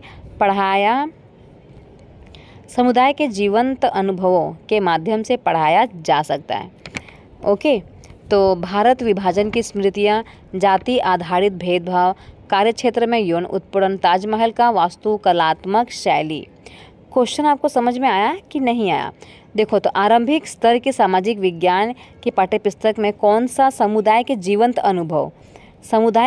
अनुभव के बारे में आपको पढ़ाना है, मतलब कि lived experience of the community के बारे में आपको लाइव एक्सपीरियंस देना है। तो आप किसके थ्रू दे सकते हैं? भारत विभाजन की स्मृतियाँ से आप लाइव एग्जाम्पल दे सकते हो बच्चे को, जाति आधारित भेदभाव का आप लाइव एग्जाम्पल दे सकते हो। तो ऑफ कोर्स हम लोग जाति आधारित भेदभाव पे हम लोग लाइव एक्सपीरियंस बच्चों को दे ही सकते हैं ना। इसके बाद भारत का विभाजन की स्मृतियाँ पे भी हम लोग लाइव एग्जाम्पल दे सकते हैं। ओके, इसके बाद कार्य क्षेत्र में यौन उत्पीड़न पे भी बच्चों को हम लोग लाइव एग्जाम्पल दे सकते हैं, मतलब ABC सही है। ताजमहल की वास्तुकलात्मक शैली पे हम लोग लाइव एग्जाम्पल नहीं दे सकते, क्योंकि उसे किस प्रकार से बनाया गया वो कोई भी नहीं जानता है। हम तो सिर्फ ताजमहल को देखते हैं, पर अंदर कौन सी चीज़ों का इस्तेमाल हुआ, ये सारी चीज़ें किस प्रकार से उसे बनाया गया है, इसका जो भी इंफ्रास्ट्रक्चर किसने ड्रॉ किया वगैरह वगैरह बहुत सारी इन्फॉर्मेशन है जो कि हम लोग लाइव के थ्रू नहीं समझ सकते। चलिए देखते हैं नेक्स्ट क्वेश्चन जो है 76 क्या कहना चाहता है। सामाजिक विज्ञान के शिक्षक की शिक्षा शास्त्रीय युक्तियों का बल डैश पर होना चाहिए। किस पे सबसे ज़्यादा बल देना है? अपने अनुभवों को साझा करने के लिए छात्रों की जिज्ञासा और रुचि को जगाने पर, या छात्रों को सामाजिक वास्तविकताओं के संदर्भ में बहुल विचारों के प्रभाव में डालने पर, या बच्चों को क्या करना है आलोचनात्मक मूल्यांकन में सक्षम बनाने पर, या फिर तथ्य जैसे पाठ्यपुस्तक का संदर्भ सामग्रियों पर दिए गए हैं याद करने के लिए। याद तो हमको कभी भी बच्चों से नहीं कराना है, राइट। तो 76 का आंसर आपका क्या होगा? ABC भी सही है, क्योंकि हमें क्या करना है बच्चे को क्रिटिकल इवैल्यूएट एंड एक्सपीरियंस के लिए बच्चे को मोटिवेट करना है, राइट। तो ABC जो है ना दोनों सही है, तीनों ही सही है, ऑप्शन नंबर ABC।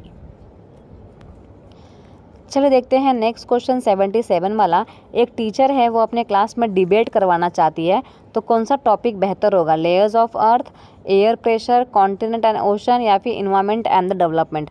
अगर डिबेट करवाना है तो इन्वायरमेंट एंड डेवलपमेंट जो है अच्छा टॉपिक है बहस के लिए, राइट।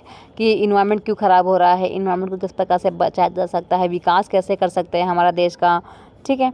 तो ये एक अच्छा टॉपिक हो जाएगा डिबेट के लिए। ओके, चलिए देखते हैं नेक्स्ट क्वेश्चन 78 वाला। 78 वाला क्वेश्चन क्या कहना चाहता है? Which of the following is important for social science teachers classroom practice for developing critical thinking skill in students. तो स्टूडेंट की क्रिटिकल थिंकिंग को डेवलप करने के लिए एक सोशल साइंस के टीचर जो है ना क्या करेगी? बच्चों से आस्किंग प्रॉबिंग क्वेश्चंस पूछेगी, मतलब कठिन क्या बोलते हैं उसको, कठिन नहीं, उसको बोलते हैं खोजे प्रश्नों की पूछेगी, या फिर asking student to reflect, asking student to accept the given statement, या providing student with a multiple perspective. एक टीचर क्या करेगी बताइए, ठीक है। तो ABD एक टीचर क्या करेगी? A भी करेगी और B भी करेगी और D भी करेगी, मतलब बहुदृष्टिकोण को प्रदान करेगी, एक रिफ्लेक्शन प्रदान करेगी और एक खोजी प्रश्नों को पूछेगी। ओके, सो ऑप्शन नंबर 3 जो है ना वो सही है। चलिए देखते हैं नेक्स्ट क्वेश्चन 79 वाला। 79 वाला क्वेश्चन क्या कहना चाहता है? सामाजिक विज्ञान में शिक्षण में आलोचनात्मक चिंतन मतलब कि क्रिटिकल थिंकिंग की प्रासंगिकता के विषय में कौन सा कथन सही है? स्वतंत्र निर्णय और ज्ञान का अवबोध करना, प्रजातंत्र में छात्रों को नागरिक के रूप में प्रभावशाली ढंग से सोचने और कार्य करने हेतु सशक्त बनाना, सामाजिक विज्ञान में मानक और प्रमाण में भेद द्वारा किसी प्रस्ताव को उचित ठहराने की क्षमता का विकास करना, आकांक्षा पूर्ति हेतु सत्ताधारियों के दावों को स्वीकार करना, या फिर नीतिगत निर्णयों के लिए आज्ञापालन फैसला लेने में नामानक का उपयोग करना। 79 का आंसर क्या होगा आपका? 79 का जो सही आंसर है वो है आपका A, B, C और E। डी वाला आंसर जो है वो गलत है, क्योंकि हम क्या करेंगे, बच्चों को सिर्फ सत्ताधारियों के दावों को स्वीकार करना हम कभी भी नहीं बच्चों को कहेंगे, राइट। चलिए देखते हैं नेक्स्ट क्वेश्चन। 80 वाला क्वेश्चन क्या बोलता है, क्रिटिकल थिंकिंग जो है ना उससे बच्चे के अंदर किस चीज़ का संबंध बढ़ता है। ठीक है, क्रिटिकल थिंकिंग किन मूल्यों से संबंधित है। क्रिटिकल थिंकिंग है बच्चे के अंदर जिज्ञासा रहेगा, ओके, गौरव फील करेगा, नहीं ऐसा कुछ भी नहीं होता है। रिफ्लेक्शन बच्चा करेगा, तार्किकता करेगा, आज्ञा पालन नहीं करेगा। तो A, C, D सही है, मतलब कि ऑप्शन नंबर 2 जो है ना वो सही है। ओके, चलिए देखते हैं। 80 तो हो गए, अब बचे हैं 81 से लेकर 90 तक के क्वेश्चंस, मतलब कि 10 क्वेश्चंस बचे हुए हैं। चलिए जल्दी जल्दी कर लेते हैं, इसके बाद इस वीडियो को ख़त्म करते हैं। ओके, तो आप अपनी अगली कक्षा में चर्चा द्वारा राष्ट्रीय आंदोलन में दांडी मार्च के महत्व के विषय में छात्रों को तर्क शक्ति विकसित करती हैं। ओके, चाहते हैं तर्क शक्ति जो है उसको विकसित करना चाहते हैं, तो आप किस बात पर बल देंगे, किस बात पे आप बल देंगे। बच्चों को आप दांडी मार्च के बारे में पढ़ा रहे हैं, तो आप किस चीज़ पे बल देंगे। साबरमती से दांडी तक स्थान और दूरी मापने पर बल देंगे, नमक बनाने और बेचने पर सरकार का एकाधिकार, बड़ी संख्या में सत्याग्रहियों की भागीदारी को उनका कष्ट सहना, और 1935 का अधिनियम पारित करना। तो B, C एंड D इस तीनों चीज़ पे हम ध्यान देंगे। ओके, चलिए 82 वाला देखते हैं। Which of the following are the objectives of social and political life as a subject. तो सोशल एंड जो पॉलिटिकल है ना एक सब्जेक्ट है, तो इन सब्जेक्ट का उद्देश्य क्या है। ठीक है, किस उद्देश्य से उनको बनाया गया है। तो पाठ्य पुस्तक में चर्चित दैनिक जीवन एवं समस्याओं के बीच संबंध बनाने में छात्रों को सक्षम बनाना, काफ़ी हद तक सही लग रहा है।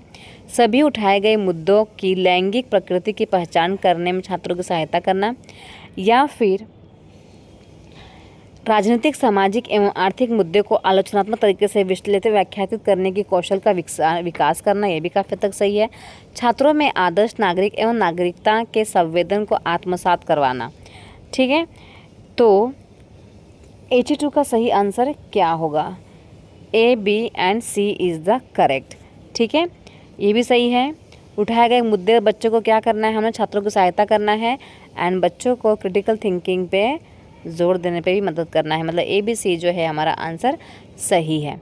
चलो देखते हैं नेक्स्ट क्वेश्चन में। असर्शन दिया है एंड रीजनिंग दिया है।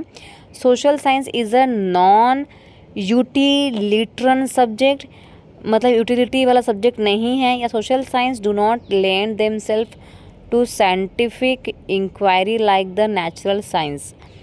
अब चलिए हिंदी में देख लेते हैं। सामाजिक विज्ञान जो है एक गैर उपयोगीवादी विषय है। अब ये किस प्रकार से सही हो सकता है, राइट, किस प्रकार से उसको हम सही बोलें। कोई ना कोई तो इसका उपयोगिता होगा, तभी तो सामाजिक विज्ञान को बनाया गया है भाई। तो ये तो पहले ही गलत हो गया। सामाजिक विज्ञान जो है ना प्राकृतिक विज्ञानों की तरह वैज्ञानिक जांच परिप्रश्न के अनुकूल नहीं है, यह भी गलत। सामाजिक विज्ञान तो खुद एक विज्ञान है ना, उसमें तो खुद विज्ञान का नाम दिया है, तो वो एक विज्ञान तो होएगा ही होगा। इसमें हम लोग बहुत सारी चीज़ों का हम लोग रिसर्च करते हैं, खोज करते हैं, उस कितने साल पुराना है, ये सारा तो विज्ञान से अलग थोड़ी है, तो विज्ञान का ही हिस्सा है। मतलब A और R जो है ना दोनों ही गलत है। ठीक है, गलत गलत गलत। 84, चलिए 84 की बात करते हैं। A teacher asked her student to interview 10 women belonging to different social economic class and find out the challenges they faces. What type of learning source is she encouraging her student to use? मतलब कि अध्यापक जो है ना छात्रों को विभिन्न सामाजिक आर्थिक वर्गों की 10 महिलाओं का साक्षात्कार करने और उनके द्वारा अनुभव की जीने वाली चुनौतियों को पता करने के लिए कहती है। ठीक है, मतलब 10 महिलाओं से जाके बात करना है और उनकी स्टोरी को पूछना है।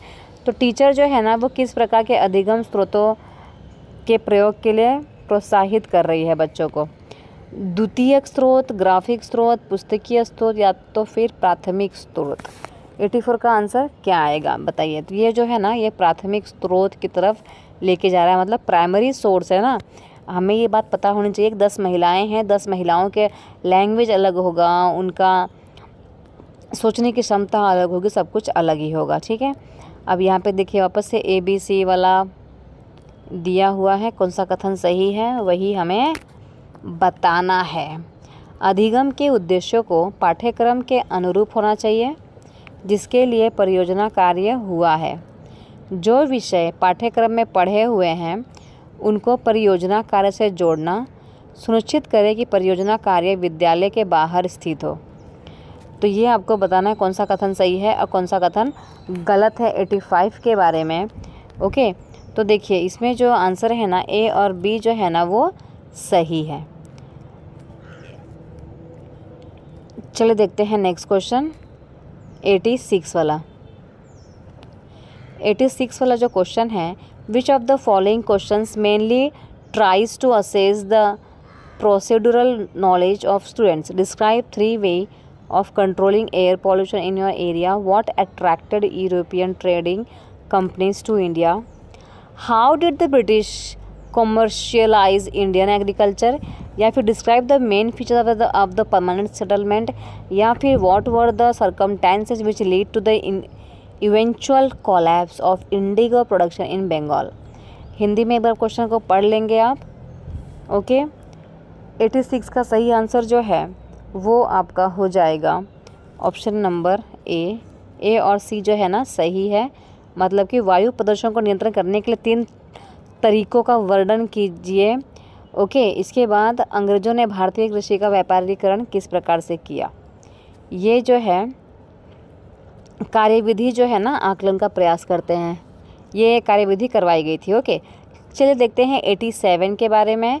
समीर जो है ना ट्रेन द्वारा भोपाल से चेन्नई की यात्रा कर रहा है, भोपाल से चेन्नई जा रहा है। वो उन राज्यों के संदर्भ में जिज्ञासु हो जाता है जिनसे वह गंतव्य तक पहुंचने के दौरान गुजरेगा। सबसे उपयुक्त तरीका सुझाएं जिससे वो उत्तर भी ढूंढ ले और इसमें कोई कौशल भी विकसित हो जाए। तो बच्चा जो है भोपाल से उसको चेन्नई जाना है तो बहुत ज़्यादा जिज्ञासु है, तो जहाँ जहाँ से वो प्लेस से गुजरेगा उस प्लेस को देखने के लिए वो बहुत ज़्यादा एक्साइटेड है। ओके, तो कौन सा कथन सही है। भारत के राजनीतिक चित्र को देखें, भोपाल एवं चेन्नई के बीच पड़ने वाले सभी राज्यों का पता करें। इसके बारे में अपने माता पिता से पूछें, रेल का नंबर संख्या का पता लगाए, उसके रूट को मानचित्र तथा पता लगाए, या फिर निकटतम रेलवे स्टेशन पर उतर जाए और स्टेशन मास्टर से पूछे। ठीक है, तो सबसे ज़्यादा अच्छा सुझाव कौन सा है कि बच्चे के अंदर एक स्किल भी डेवलप हो जाएगी। ओके, और बच्चा कुछ ना कुछ सीख भी जाएगा। 87 का आंसर क्या होगा बताइए, कमेंट सेक्शन में बताइए 87 का आंसर क्या होगा। तो रेल का नंबर पता करना, संख्या का पता लगाना, उसका रूट को मानचित्र पर ढूंढना, इसका पता लगाना कौन से रूट पे आने वाली है, कौन से नंबर पे आने वाली है, उसका रेल का नंबर क्या है। इससे बच्चे का क्या होगा, कौशल का भी विकास होगा, बच्चे को नॉलेज की प्राप्ति होगी कि भाई किस प्रकार से जाया जाता है, नंबर कहाँ लिखा रहता है। ओके, चलिए देखते हैं नेक्स्ट क्वेश्चन 88 वाला। Which of the following question tries to assess a students knowledge. ये तो हो चुका है, वापस से वही क्वेश्चन पूछा क्या। निम्नलिखित प्रश्नों में से कौन सा छात्रों के तथ्यात्मक ज्ञान को आंकने का प्रयास करता है। कौन से 2 मुख्य जलवायु घटक मृदा निर्माण के लिए उत्तरदायी हैं। द्वितीय विश्व युद्ध कब हुआ था। सिंचाई के स्रोतों को सूचीबद्ध कीजिए। चंपारण आंदोलन में महात्मा गांधी की भूमिका का व्याख्या कीजिए। भारत के खाद्य सुरक्षा कैसे सुनिश्चित की गई। भाई बताइए। तथ्यात्मक ज्ञान को आंकने का प्रयास करना है, ठीक है। छात्रों का तथ्यात्मक ज्ञान को आकलन करना है। तो कौन से क्वेश्चन पूछोगे तो होगा ये आकलन, ठीक है।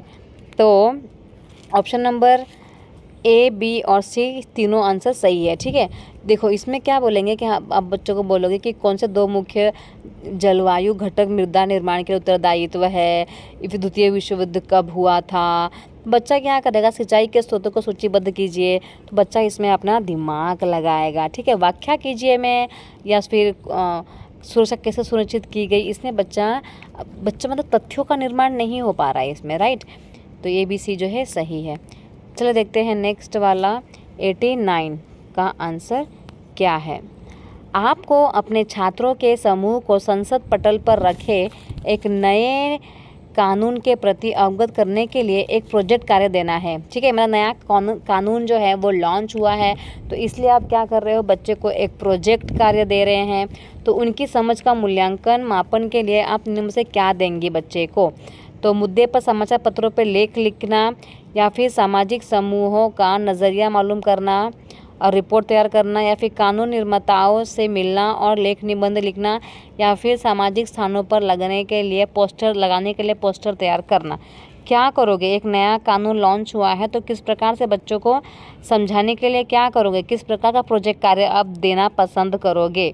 ओके, तो आप क्या देंगे, देखिए आप क्या बोलोगे कि इस विषय पर मुद्दे पर समाचार पत्रों में लेख लिखकर लेके आओ, विभिन्न सामाजिक समूहों का नज़रिया लेकर आओ कि हर एक सामाजिक जो हमारा समूह है, मतलब जितनी भी जो जनता है उनका क्या राय है इसके बारे में, ओके, इस न्यू लॉ के बारे में।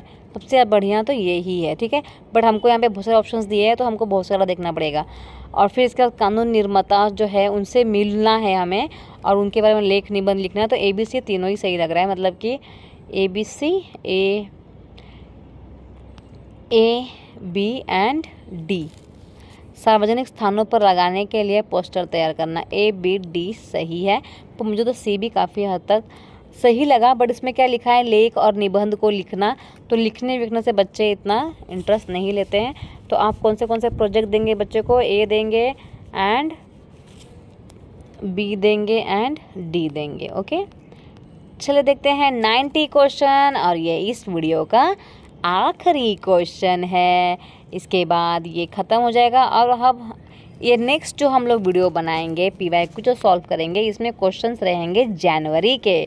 तो इस जनवरी से ना जो पेपर होने वाले हैं, इसमें बहुत सारे क्वेश्चंस जो हैं इम्पॉर्टेंट होंगे आपके आने वाले जुलाई अगस्त के जो एग्ज़ाम होने वाली है उसमें, क्योंकि रिपीट क्वेश्चंस हो सकते हैं।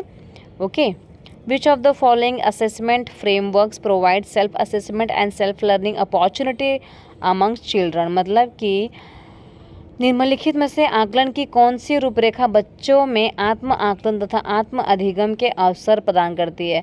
अधिगम के अवसर प्रदान करती है, सही आंसर क्या आएगा इसका, अधिगम की तरह आकलन, मतलब असेसमेंट एज लर्निंग। आपको ये पता होना चाहिए कि assessment of learning, assessment for learning, assessment as a learning, summative assessment सब क्या होता है। ओके, सही आंसर क्या है, अधिगम की तरह। परिवार के पास 15 एकड़ उर्वर भूमि है। ओके, उसके पिता ने एक सरकारी बैंक से 1 लाख रुपए का ऋण लिया। हालांकि उस समय वर्षा से खेतों में बाढ़ आ गई और उनकी फसल बर्बाद हो गई। प्रीति को इस बात की राहत है कि अगले कुछ महीनों के लिए उसके पास अनाज है। संभवतः वो किस प्रकार के परिवार से है, कृषि मजदूर, छोटे किसान, बड़े किसान या छोटे दुकानदार। अब कॉमन सेंस की बात है कि यहाँ पे दुकान की बात तो नहीं हो रही है, तो उसको पहले ही हम लोग कट कर देंगे, राइट। इसके बाद देखिए, कृषि मजदूर की बात भी नहीं है, क्योंकि मजदूरी नहीं कर रहा है किसी खेत में, राइट। उसकी खुद की खेती है, अपने खुद की खेती में वो उपजाऊ, मतलब कि जो भूमि है उसकी अच्छी है, जो उपजाऊ भूमि है, तो उसने उसको अपने खेती करने के लिए उसने 1 लाख रुपए लिया है। तो कृषि, वो मजदूर भी नहीं है, उसको भी कट कर देंगे, ठीक है। अगर वो छोटा किसान होता तो उसे दूसरे के खेत में काम करने जाना पड़ता, क्योंकि उसके पास थोड़ा ही खेत होता, राइट। पर उसके पास सफिशिएंट खेत है और बाढ़ आने के बावजूद भी उसके घर में खाने के लिए फसल है, मतलब कि वो कैसा आएगा, बड़ा किसान है भाई, अमीर किसान है वो। ओके, चलिए देखते हैं 62 वाला क्वेश्चन क्या कहना चाहता है। वाह, वेरी नाइस क्वेश्चन। ये है 6th स्टैंडर्ड के सिविक्स का क्वेश्चन है ये। जो हिंदू उत्तराधिकार संशोधन अधिनियम 2005 मतलब कि हिंदू सक्सेशन अमेंडमेंट एक्ट 2005 निम्नलिखित में से क्या प्रदान करता है? ये बात आपको पता होना चाहिए। बहुत लोगों को शायद पता भी होगी, तो आप लोग कमेंट सेक्शन में इसका आंसर बता सकते हैं। बहुत लोग को नहीं पता है, तो ये तो नॉलेज आप लोग लेकर ही जाइएगा। ओके, तो जो हिंदू सक्सेशन अमेंडमेंट एक्ट जो है ना, वो क्या दर्शाता है बताइए? कुल नाम ना अपनाने की स्वतंत्रता या फिर पिता की संपत्ति पर पुत्र पुत्री का समान अधिकार, महिलाओं द्वारा हिंदू विवाह अधिनियम के अंतर्गत वैवाहिक अवस्था को खारिज करने का अधिकार, कृषि भूमि पर पुत्रों का वंशागत अधिकार। देखिए यहाँ पे उत्तराधिकारी की बात हो रहा है, तो यहाँ पे जो हमारा जो हिंदू उत्तराधिकार अधिनियम 2005 जो है ना, वो पिता की संपत्ति में पुत्र पुत्री का समान अधिकार देता है।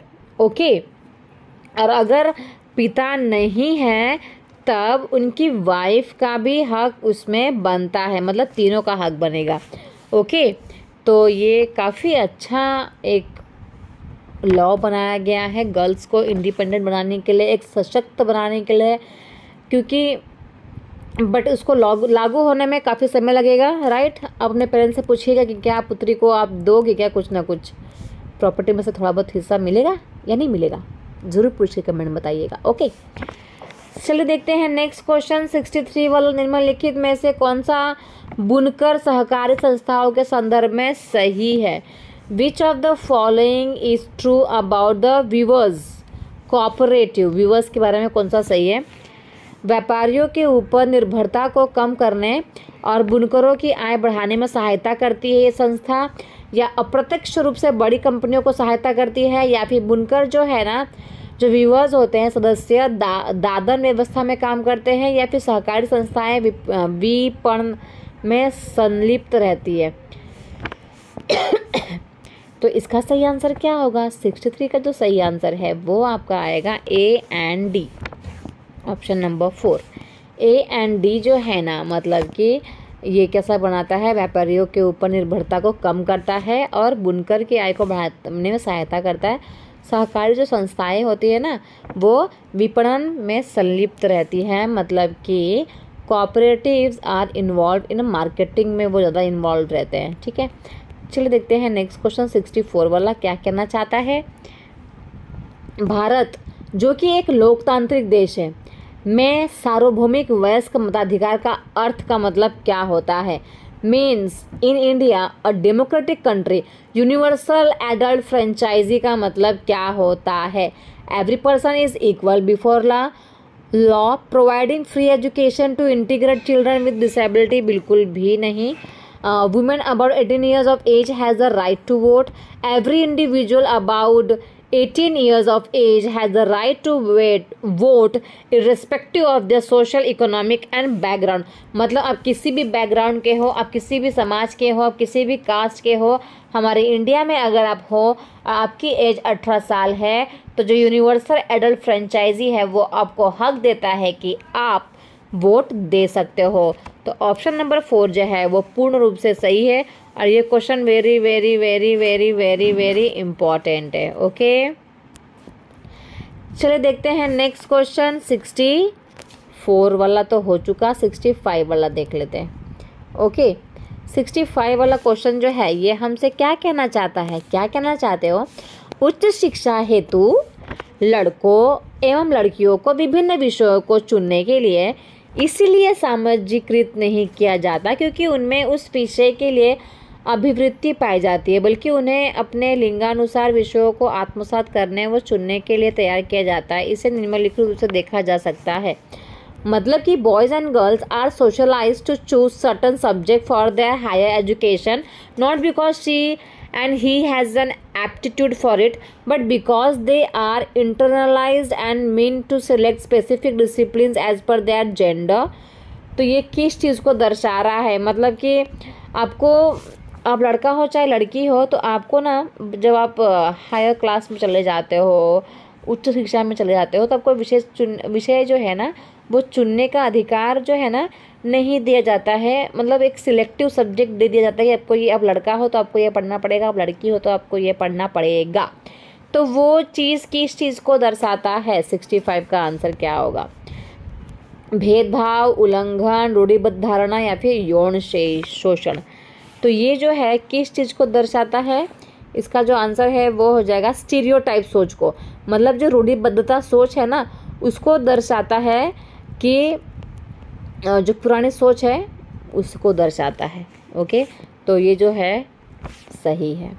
चलो देखते हैं नेक्स्ट क्वेश्चन, 66 वाला क्वेश्चन क्या कहना चाहता है। बाल अधिकार बिल में वर्णित इन बाल अधिकारों का ध्यान दीजिए। ठीक है, बाल अधिकार बिल पास किया गया था, तो बाल अधिकार बिल में क्या दिया गया है कि मुझे अच्छी शिक्षा का अधिकार है और सब बच्चों को स्कूल जाने के लिए प्रोत्साहित करने का दायित्व सबका है। अनुच्छेद 28, 29, 19 और 23 में लिखा है। या फिर मुझे अपने विचार व्यक्त करने का अधिकार है जिन्हें गंभीरता से लिया जाना चाहिए, सबका दायित्व है कि वो दूसरों को सुने। अनुच्छेद 12 और 13। कौन सा कथन सही है 66 के बारे में, ये आपको बताना है। ठीक है, तो 66 का जो आंसर है ये है 21 और 19। अनुच्छेद 21 और 19 कौन सा अनुच्छेद उपरोक्त बाल अधिकारों का पूरक है? तो पूरक वाला आपको ढूंढना है। ओके, तो 21 और 19 जो है वो अनुच्छेद जो है वो बाल अधिकारों का पूरक है। ओके, चलिए देखते हैं नेक्स्ट वन। 67 की बात अगर की जाए तो 67 जो क्वेश्चन है, भारतीय संविधान की निम्नलिखित विशेषताओं में से कौन सी विशेषता नागरिकों के राज्य की सत्ता के मनमाने और निरंकुश अधिकार के प्रयोग से रक्षा करती है? Which of the following features of the Indian Constitution protect citizen against arbitrary and the absolute exercise of power by the state? Federalism, fundamental rights, separations of power between the legislature, executive and the judiciary, parliamentary form of government. सही answer क्या है 67 का? Fundamental right. Okay, मौलिक अधिकार। Okay, चलो लिखते हैं next question 68 वाला। यदि न्यायपालिका को लगता है कि संसद द्वारा पारित किया गया कोई कानून जो है वो संविधान के आधारभूत ढांचे का उल्लंघन कर रहा है तो उसे रद्द करने का उसके पास अधिकार है। तो यह क्या कहलाता है? विवादों का निपटारा, न्यायिक समीक्षा, कानून की रक्षा और मौलिक अधिकारों का क्रियान्वयन, या फिर स्वतंत्रता की न्यायपालिका। 68 का आंसर क्या होगा? ठीक है, ये आपको बताना है। तो ये क्या कहलाता है? जुडिशियल रिव्यू कहलाता है। जुडिशियल रिव्यू, ये भी क्वेश्चन बहुत बार आ चुका है। ओके, चलिए देखते हैं नेक्स्ट क्वेश्चन 69 वाला।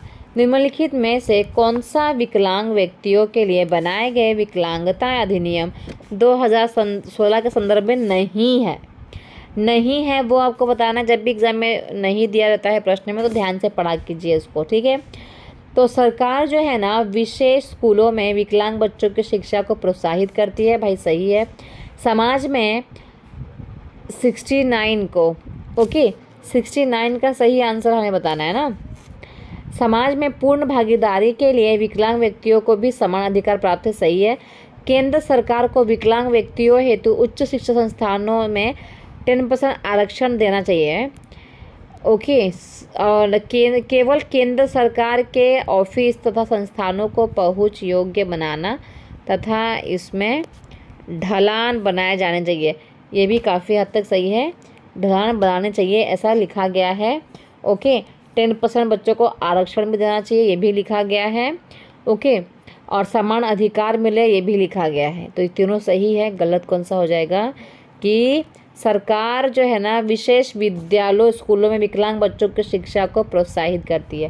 प्रोत्साहित की ज़रूरत ही नहीं है क्योंकि विशेष विद्यालय नहीं होने चाहिए ना बच्चों के लिए। हमें कभी भी स्पेशल स्कूल को अरेंज ही नहीं करना है। ओके, क्योंकि अब हम लोग क्या यूज़ कर रहे हैं? Inclusive education, right. आपने सीडीपी में पढ़ा होगा इंक्लूसिव एजुकेशन। इंक्लूसिव एजुकेशन का मतलब होता है समावेशी शिक्षा, मतलब सारे बच्चे साथ में मिलजुल कर हंस बोल के खेल कूद के पढ़ाई करेंगे। तो हम लोग डिसेबल बच्चों के लिए अलग स्कूल नहीं बनाएंगे, सरकार इस चीज़ को इनकरेज नहीं करेगी, ऐसा नहीं लिखा हुआ है। तो जो है ऑप्शन नंबर ए है ना वही गलत है, ठीक है। चलो देखते हैं नेक्स्ट क्वेश्चन 70 वाला। 70 वाला क्वेश्चन क्या कहना चाहता है, निम्नलिखित में से किसे 1984 की भोपाल गैस त्रासदी का एकदम सही वर्णन मानेंगे। तो देखिए 1984 में ना भोपाल में भाई गैस त्रासदी हुई थी जिसमें बहुत लोग मर गए थे। तो इसमें आप सही वर्णन किस चीज़ को मानोगे।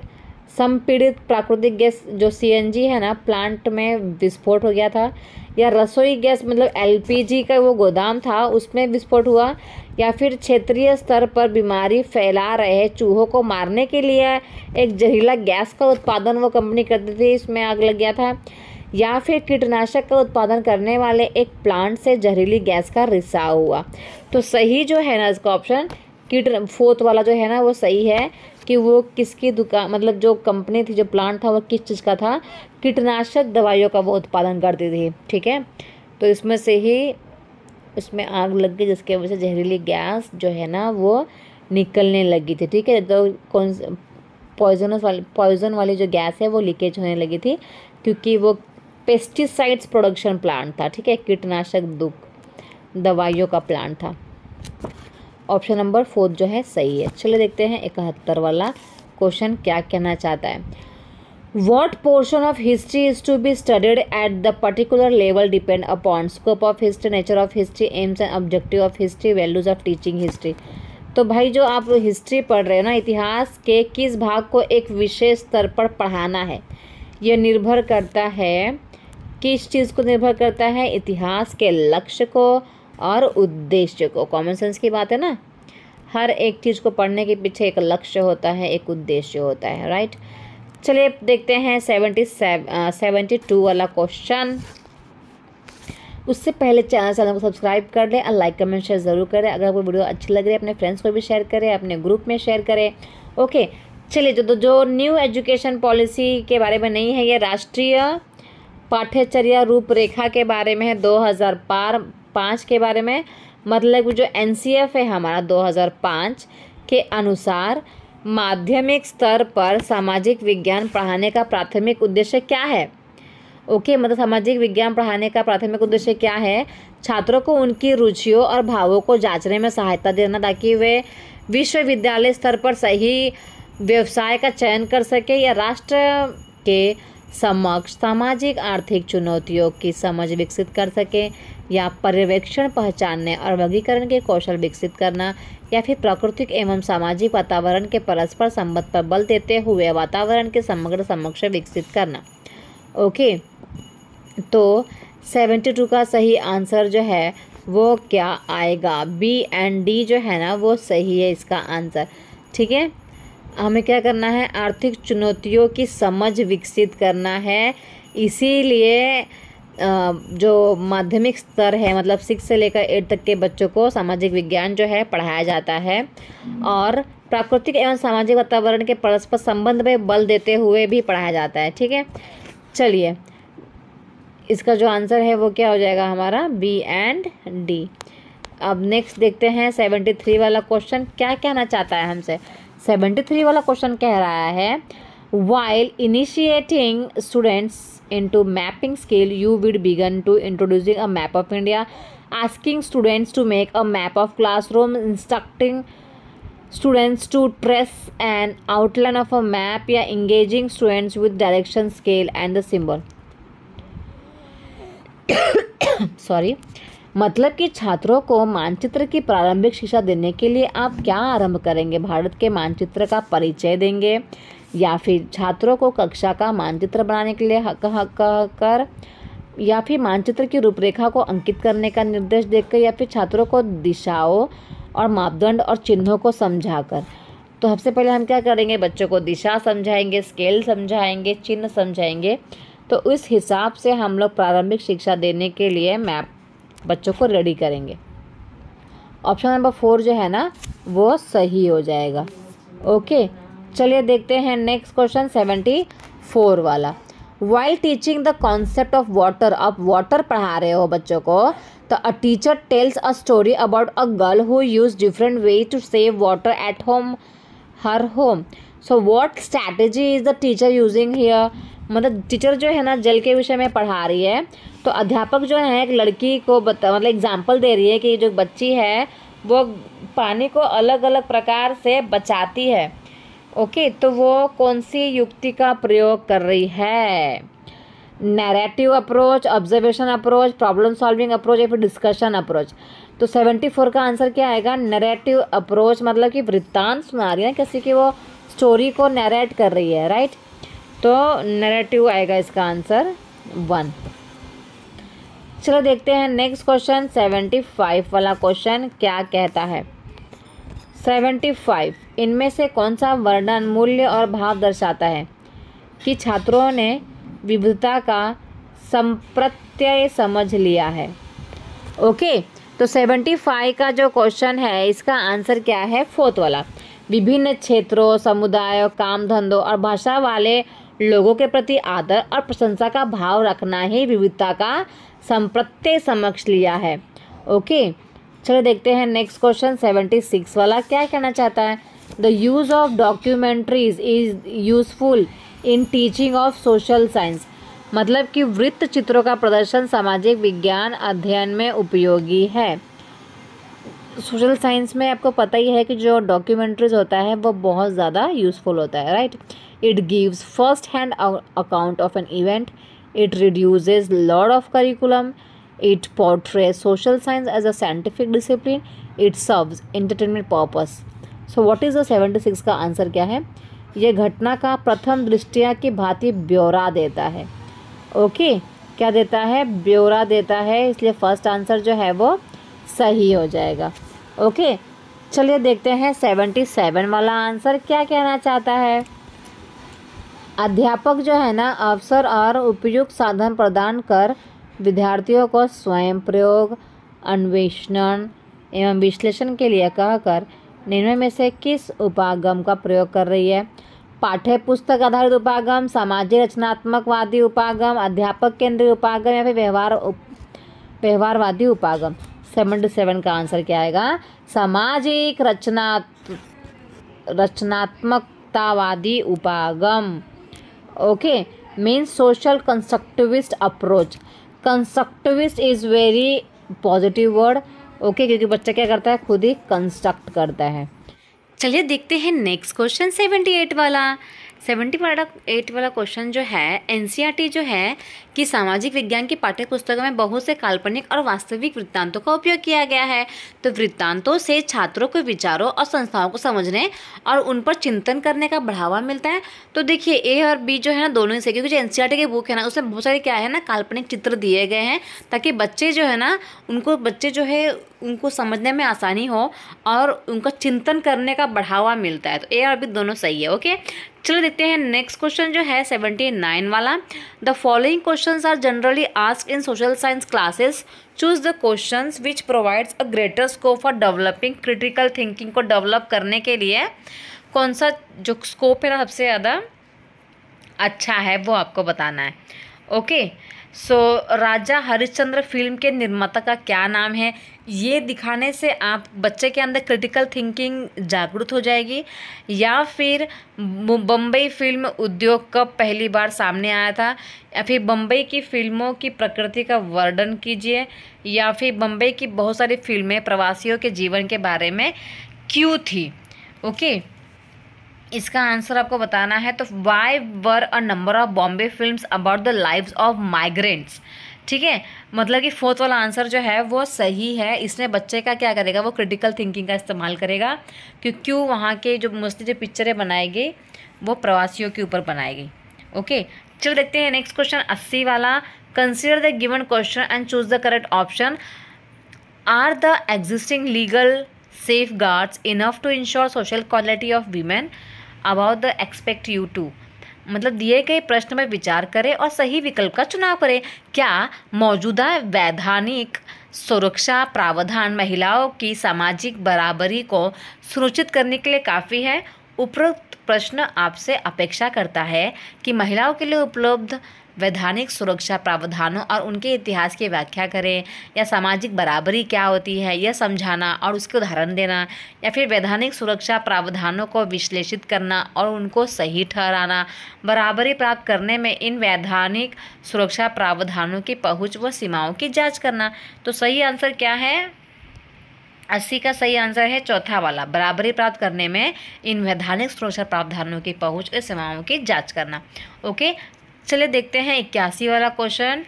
सामाजिक विज्ञान की कक्षा में यदि आपको ज्ञानार्जन हेतु आगमनात्मक उपागम का प्रयोग करना है तो आप क्या करोगे? Okay, means if you have to follow an inductive approach for social science knowledge acquisition you would.